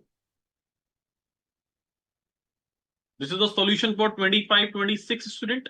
Now we will move on to find out how to solve in 26-27. Again, the formula would remain the same. That is, value would be PC upon 2, PC1 plus TP1 multiplied by R. So PC will remain the same for previous year 25-26 because the contribution did not change. It would be again 7,77,600. So exceeding 27,600. So this TP would remain, PC would remain the same. So PC upon 2 we have, but now we have PC1 and TP1 value also.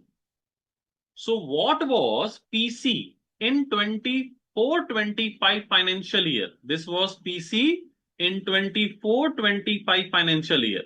This will become PC1 in 25-26. So this is our PC1. TP1, the TP we have calculated in 24-25, that will automatically become TP1 in the case of 25-26 financial year. So this value we need not to calculate again because we have already calculated these values in the previous year 24-25.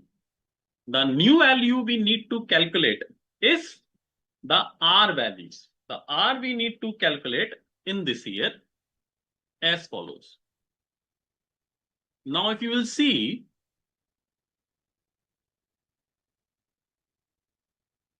in this question, for the calculation of TP, our PC is again same, that is 27,600 divided by 2. R we need to find out. Add PC1 plus TP1 multiplied by R. So PC1 would be the PC of 24-25, which was again 27,600. TP1 is the TP for 24-25, which we have calculated 1432. You can see that. Now the R value we have to find out. So for the purpose of R, we need closing value of the fund on 31st March 26. The employee contribution, employer contribution is same. 7,77,600 need to be reduced. And opening balance of the fund we required. That would be on 1st April 25. So from the information given in the question, now can you calculate I yourself?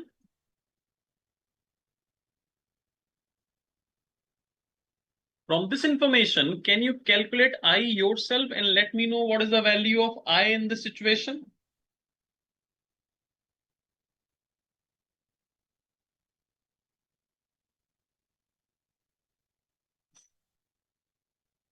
Visual is saying 350,307.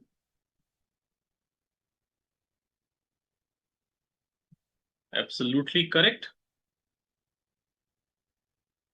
So the value, what we need for the purpose of calculation of I is closing balance on 31st March.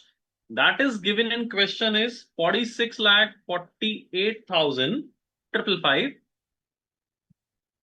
Contribution we know the opening balance would be 27,430,48. So the difference would be my income 350,307. That would be income. And if you able to calculate the I, then the calculation of F average is again very simple because these two values, opening, closing, divided by 2, that will become your F average. 27,430,48 divided by 2. So that would be 36,95,802. So we have I, we have F average. So we can calculate our R now, 350,307 and 369,5802. So the R would become 0.9479. You will put this value in place of R and you will get your perquisite taxable value. That would be 4069. In my opinion also, if the question from this perquisite is going to be asked in the examination, so they would provide you PC1 and PC2 value, because if they'll ask you to solve this question for 2 years, it will take at least 25 to 30 minutes. So in that scenario, this question weightage should be at least 6 or 8 marks. So examiner would maybe need to know that you know the provision or not. So maybe they will provide you PC1 or TP1 value and would ask you to calculate TP for current year 25-26. But this is just my opinion. Institute can give you a full-fledged question of 8 or 6 marks, as same as illustration number 10 we are going through. They may ask you to calculate the value for 24-25 and again for 25-26 yourself. So that's the way you have to calculate. Please remember the formula. If you are able to remember the formula, things are not that difficult. If you know the meaning of all those terms, and there are only 3-4 terms you need to understand: PC, TP, PC1, TP1, and R. R is I upon F average. So if you read the provision, understand that, and solve this question, you would be able to solve this kind of questions in the examination also. So, sir, I have doubt how to identify TP and PC from the question. What is the doubt? TP is taxable perquisite. So TP, though, we are actually finding it out. TP is the whole calculation, what we are doing. And PC is the contribution of employer. If it exceeds 7,50,000, if it exceeds 7,50,000, the difference is PC. So I guess PC is the most easiest calculation you need to do in this example. And the PC would be taken on the basis of information given in the question. As in this question, the contribution of employer has been given 10% of basic salary and DA. So you need to find out that basic salary and DA 10%. If it is exceeding 7,50,000, that excess would be regarded as your PC. Okay.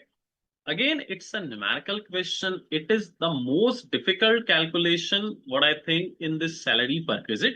And you have just gone through right now. So after the class, just revise the provision, solve this illustration once again, and then you will clear about each and every point which has been discussed in this class. Do not worry about it. Otherwise, if there is any problem, then our next class would be on Tuesday. You can ask me over there, this kind of issue, we can discuss over there also. Don't worry. Visual is saying, Maza aa gaya, sir. Thank you. Now, that's what I want.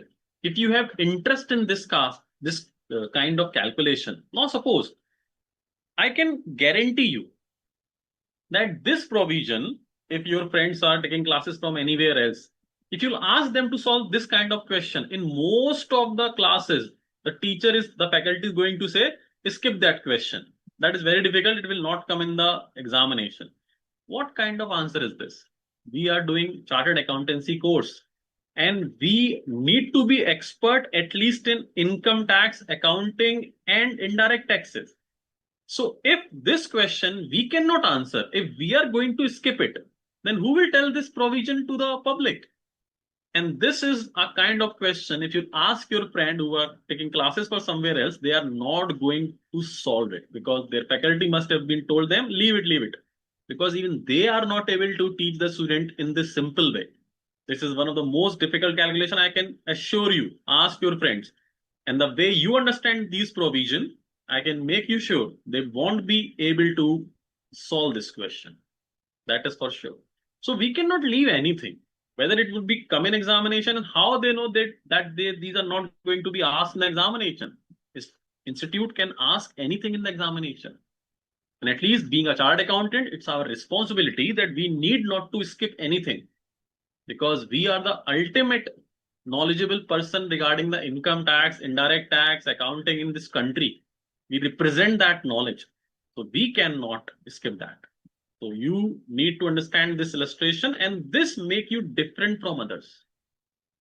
And this kind of calculation, if you will tell anyone that can you calculate this perquisite valuation, I guess out of 100, if they are not taking classes from institute lectures, out of 100, more than 95% not able to solve or even explain it. What exactly the meaning of this PC1, TP1, etc. Visual. They all left 30-40% syllabus. Yes, exactly. Don't leave anything. Do everything. You will be actually able to solve most of the part of the questions in the examination also. So it is only your best effort for making provision. Thank you so much, Mehak, for the appreciation. Challenging that, but it was good story. But let me tell you, the difficulty is the beauty of our profession. Because the provisions, the normal public cannot understand. That's why they are paying to us.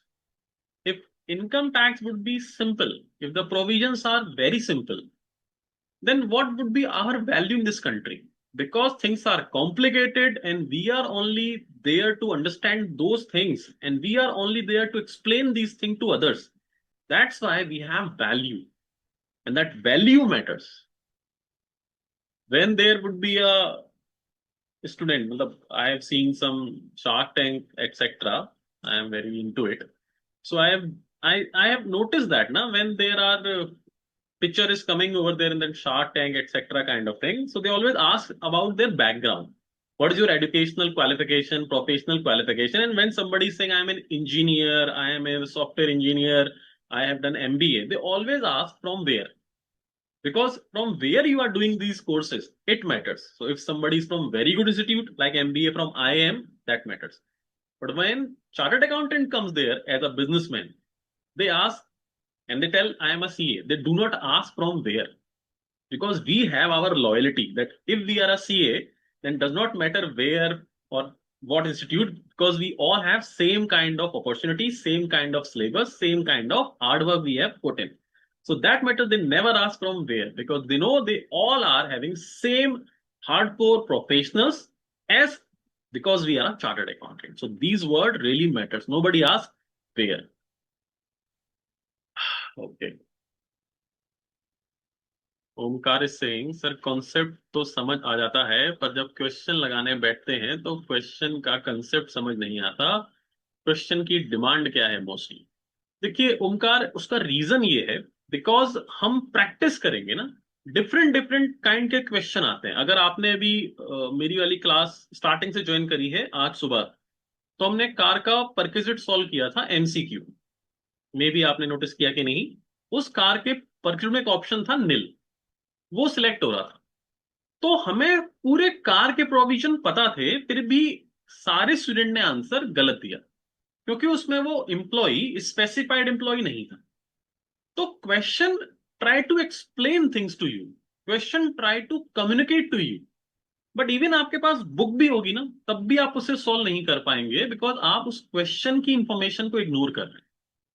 तो ये impossible है, because process is simple. If you know the provision, if you have practiced multiple questions, then you are able to solve it.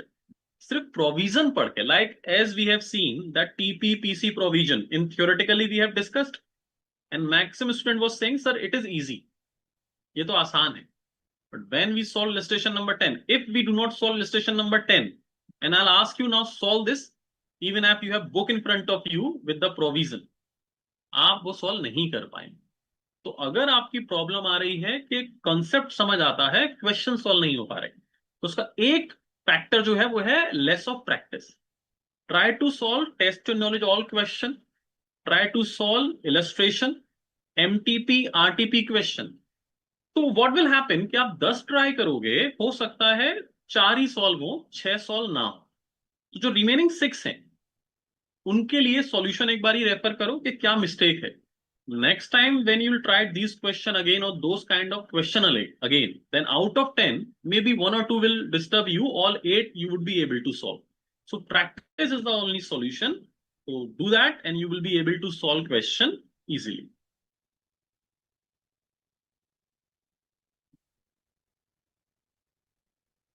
Visual is asking, sir, are there any other question study material on this provision? No, there is no other question, only illustration number 10 is there. And let me tell you, this is the most difficult question examiner could ask. So if in the examination, either this question would become with changing values, same pattern, or that would be more easier than that. So do not worry about it. Just go through with the illustration, go through with the provision. In the examination, the question would be easier than this. Any other query, students?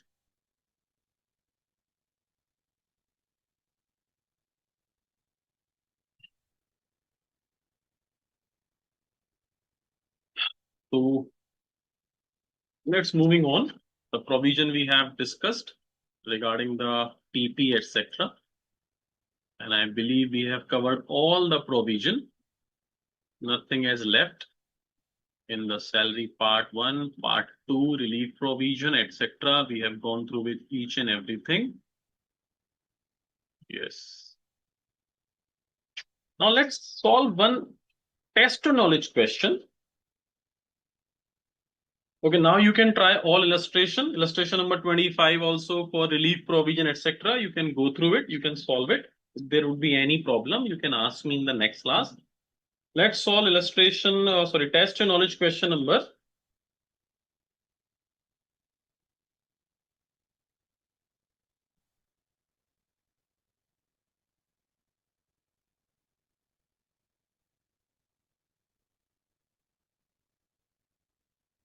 4.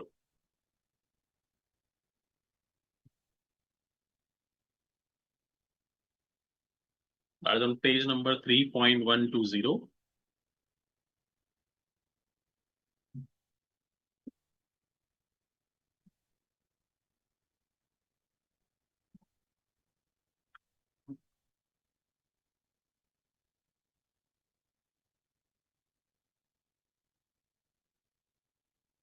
Visual asking, we are done with salary. Yes, we are done with salary finally. And after the salary, the next topic is income from house property. Now you will feel that topic is so easy because you have gone through a gigantic, complicated topic. So income from house property would be like anything. It would be like very easy because you have already discussed salary kind of topic. Now question number 4 we are discussing. Mr. Balaji employed as production manager.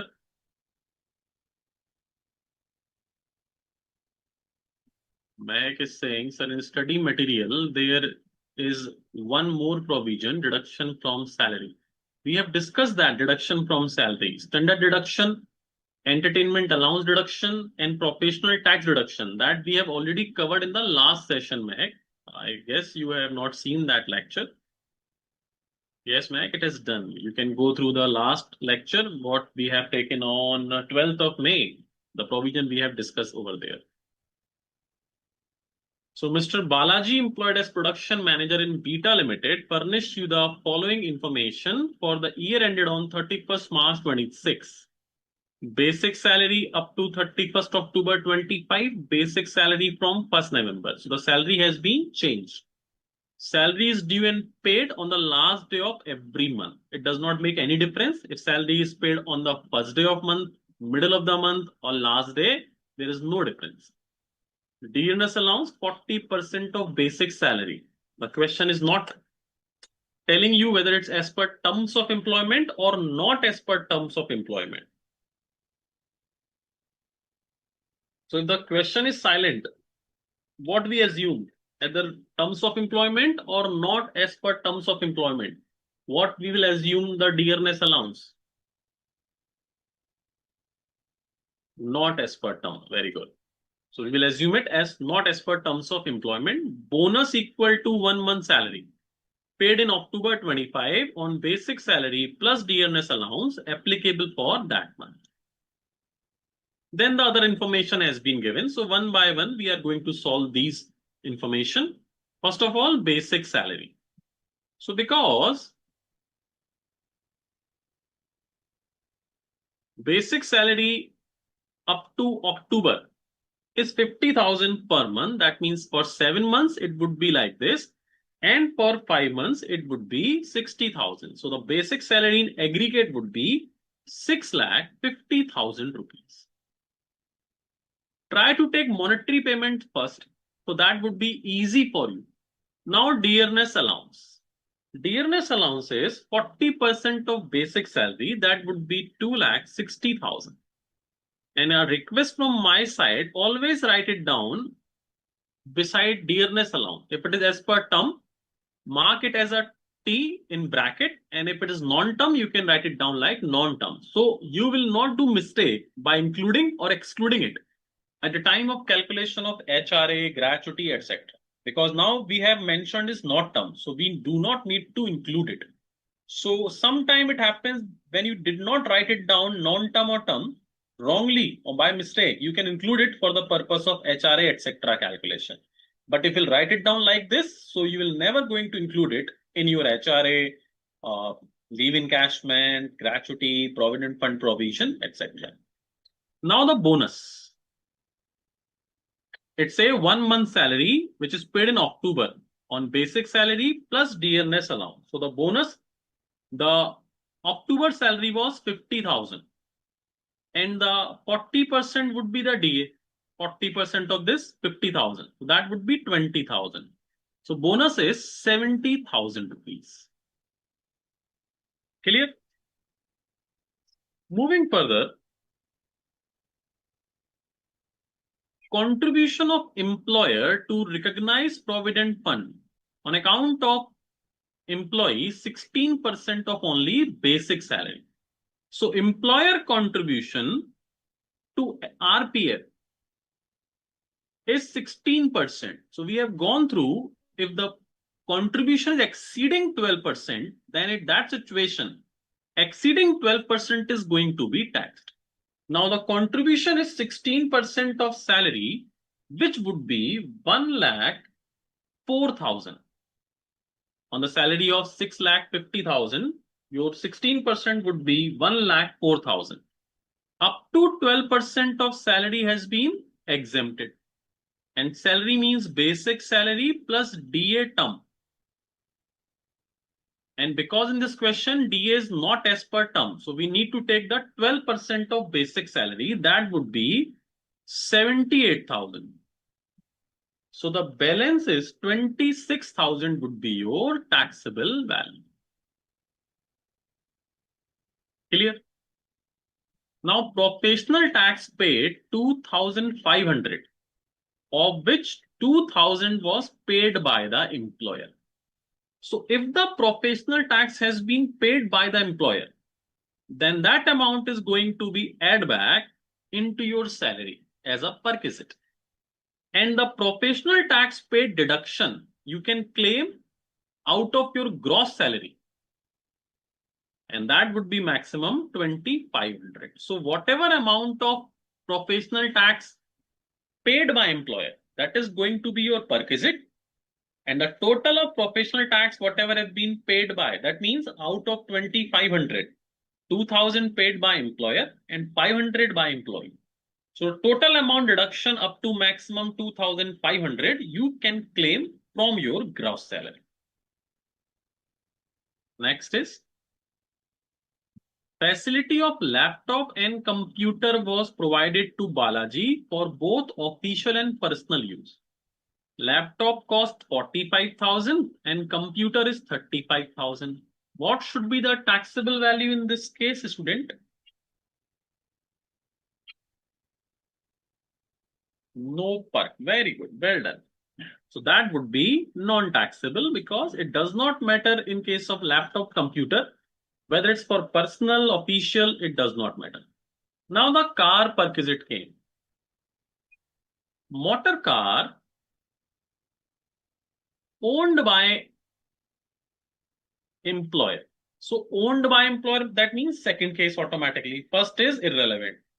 Cubic capacity is more than 1.6 liter provided to an employee from 1st November. So November, December, January, February, March. That means 5 months taxability we have to do.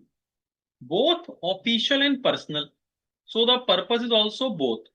Now we need to see who is maintaining the expenditure fully met by employer. So car of employer, expenses met by employer, used for both purpose, self-driven. So that means no driver is there.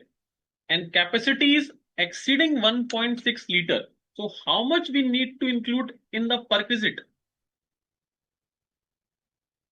The value would be 2,400 rupees per month. This 45,000 is irrelevant. 2,400 rupees per month for 5 months. So the total value would be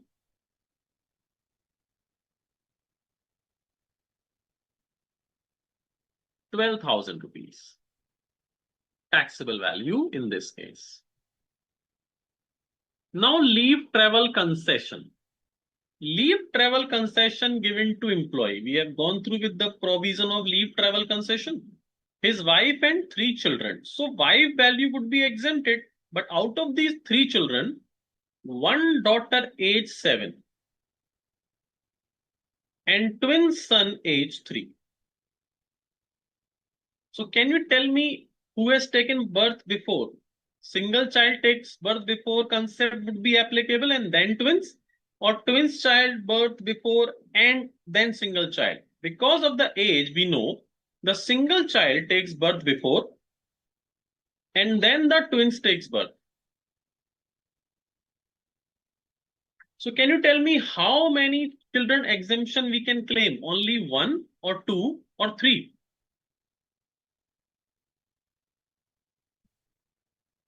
Single plus twins. So all three exemption we can claim. Very well done.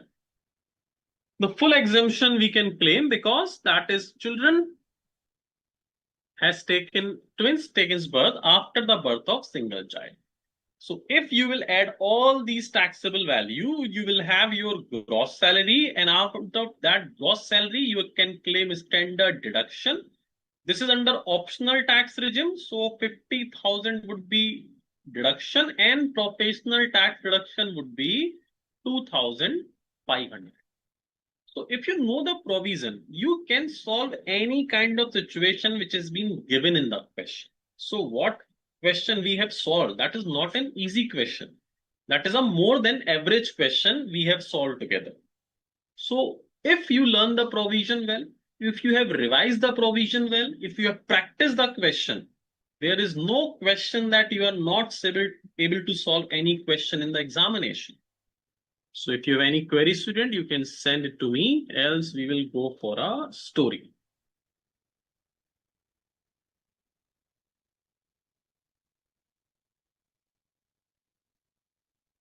Visual is saying, sir, these type of question come for how many marks? Minimum 4 marks at least, or 6 marks it could be. And if you will go for MTP, RTP, you will be able to understand what kind of question is going to be framed for how much of marks. Okay.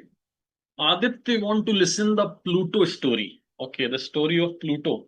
As we have said that in the last session that I will tell you the story of Pluto. So ठीक है, आज Pluto की story सुन लेते हैं. तो हमारे planet में, हमारे system में, solar system में 9 planets होते हैं और होते थे actually. And Anjum is asking, अगर कोई क्वेश्चन सॉल्व नहीं हुआ तो आप कर देंगे? ऑफ कोर्स बिल्कुल कर देंगे, हम इसीलिए हैं. अगर कोई क्वेश्चन सॉल्व ना हो आप मुझे नेक्स्ट क्लास में बताइएगा, मैं उसे आपकी सॉल्व करने में हेल्प कर दूंगा. Vedant sir, would there be any lecture for practice session for salary? Last वाली जो क्लासेस थी ना, उनमें था एक extra session for salary practice, but अभी 5 लेक्चर कर दिए. लास्ट टाइम 6 थे, उसमें पॉसिबल था, बट अभी नहीं है. आप प्रैक्टिस करो, कोई इश्यू होगा तो वी विल सॉल्व इट. अभी रिविजनरी क्लास भी होंगी सबकी, उन रिविजनरी क्लास में हम सारे एमटीपी आरटीपी के क्वेश्चन के सिनेरियो भी डिस्कस करेंगे. तो प्लूटो भी उन सोलर सिस्टम के प्लैनेट का पार्ट था, 9 प्लैनेट में से. बट कुछ साल पहले प्लूटो अपने ऑर्बिट से थोड़ा बाहर गया, एंड यहाँ जो साइंटिस्ट थे, अर्थ के साइंटिस्ट ने डिसाइड किया कि हम प्लूटो को अब प्लैनेट सिस्टम का पार्ट नहीं मानेंगे. Now it would be a डॉफ planet, it would not be a normal planet. हम उसको अपने प्लैनेट सिस्टम से बाहर मानते हैं. तो अब हमारे रह गए 8 प्लैनेट. तो ये सब डिसाइड किसने किया? कुछ लोगों ने, जो अर्थ पर, छोटी सी अर्थ इन द यूनिवर्स, हमारी अर्थ कितनी सी है, मतलब negligible. From the point of view of this universe, our earth is just like a dot.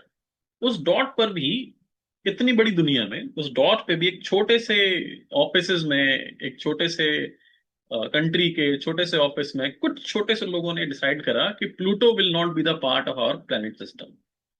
अब ऐसा होने से क्या प्लूटो को कुछ फर्क पड़ा? उन्होंने बोला तो क्या प्लूटो ने बुरा माना? Pluto is doing what exactly he was doing earlier also. उसको कोई फर्क नहीं पड़ा. वो अपना वर्क अपने हिसाब से, अपना रोटेशन आज भी वैसे ही करें. इन द सेम वे, जब आप पढ़ाई करते हैं तो लोग बोलेंगे कि ठीक से पढ़ाई नहीं कर रहे हो, तुम्हारा इसलिए नहीं हो. एक तो बहुत कमाल की चीज है ना कि जो लोग सीए नहीं करते ना, जिन्होंने कभी किया भी नहीं है, वो आपको एडवाइस देंगे. अगर आपका कभी ग्रुप नहीं निकला ना, तो ऐसी सी एडवाइस आएंगी आपके पास, आपके रिलेटिव से, दोस्तों से, नेबर से, सीनियर से, कि अरे तुम सुबह उठ के पढ़ा करो 5 बजे, वो पढ़ाई का टाइम ठीक होता है. या आप पढ़ा करो, रात को नहीं पढ़ते हो ठीक से, या तुम मोबाइल ज्यादा करते हो. बट वो लोग आपको कैसे एडवाइस दे सकते हैं जिन्होंने कभी ये कोर्स ज्वाइन ही नहीं करा? अगर उन्हें पता होता ऐसे करके सीए होता है। तो उनको बोलो आप फाउंडेशन निकाल के दिखाओ बस, छोड़ो फाइनल वाइनल तो हम देख लेंगे। आप जो इतना मुझे एडवाइस कर रहे हो ना, आप फाउंडेशन का एक पेपर क्लियर करके दिखाओ, देन यू विल सी। तो हो क्या जाता है कि उनके एक कमेंट से हम अपनी लाइफ को अफेक्ट कर लेंगे। बिकॉज उन्होंने कहा कि एक अटेम्प्ट आपका नहीं निकला, तुमसे नहीं हो पाएगा, मेरे कजिन से नहीं हो पाया था, और ये और वो, तो उससे वो तो बोल के चले जाते हैं single sentence, but we start thinking, and वो हमें डिमोटिवेट करता है। We start doubting upon our self. Because हम नर्सरी से लेकर ट्वेल्थ तक कभी फेल नहीं हुए। जब सीए में लिखा था अनसक्सेसफुल, पहले फेल लिखा आता था पहले टाइम में, अब कर दिया successful and unsuccessful. Because even institute से कि you are not failure. Failure तो तब होगे ना जब इस कोर्स को क्विट कर दोगे बीच में। तो even institute wants to tell you you are just unsuccessful this time, not failure. Because failure का मतलब है when you quit, and you did not quit so you are not failure. But वो लोग बताएंगे कि ऐसे पढ़ लो वैसे पढ़ लो, उससे you have to behave like the Pluto. Do not affect from it, just do what you are doing. Ignore these people, but still these kind of people would be there, वो आएंगे। आपके रिलेटिव्स को आप एक limit तक ignore करोगे, but लोग आपको आकर ऐसे ऐसे सजेशंस देंगे।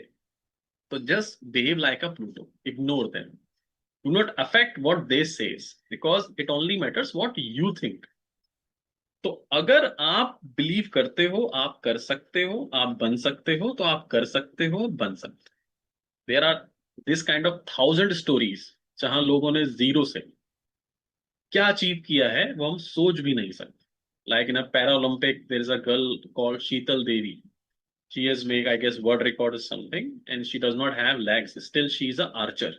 एंड अभी उनका रिकॉर्ड एक और लड़की ने तोड़ा है, and she does not have even hands and legs.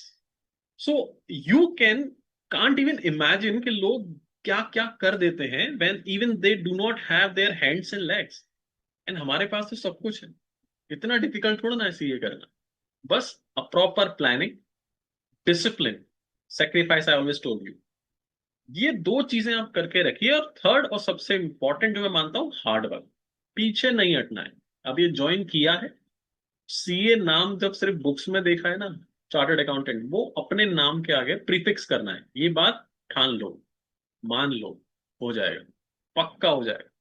तो be a Pluto, ignore others, focus on yourself, and you will be a CA very soon, and maybe someday we will see each other live. So I guess there is no query. Okay, visuals are now for revision. Should I refer your notes or chart or study material? Look, my notes are based upon study material as same copy paste. I just colored the notes and just highlight something to make it more interactive. Otherwise, this is same.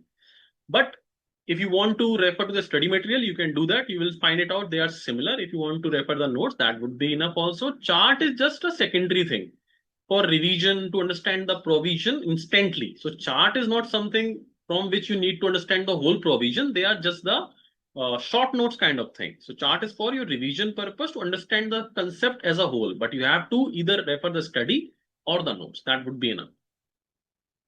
So Aditya sir, how in CAIR 1 to 5 ranking they get hard work? Only one thing, hard work, hard work. Those are getting rank of 1 or 5 now. Talk to them if you're possible, or just notice they sacrifice each and everything.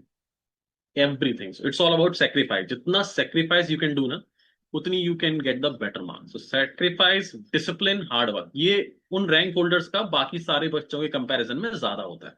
ये तीन चीजें वो ज्यादा करते हैं, इसीलिए वो rank holder आ जाता है। जो लोग कम करते हैं वो थोड़े कम आ जाते हैं, जो बिल्कुल नहीं करते वो अनसक्सेसफुल हो जाते हैं। Visual is saying like tribe area allowance. When we have discussed this tribe area allowance, I have told in the class also they are not much relevant for the purpose of examination, because you are not able to learn all those tribe area allowances due to the specific provision regarding it. This is based on hilly area, etc. So do not bother about it. Just read it out, and that would be enough for you. So I guess there is no more query. So Gayatri saying thank you. You're welcome.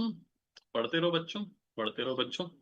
चलते हैं next. See you soon in the next session. Ashok sir, can we close the session? Yes sir. Over sir. Thank you. Good day sir. Good day. Bye.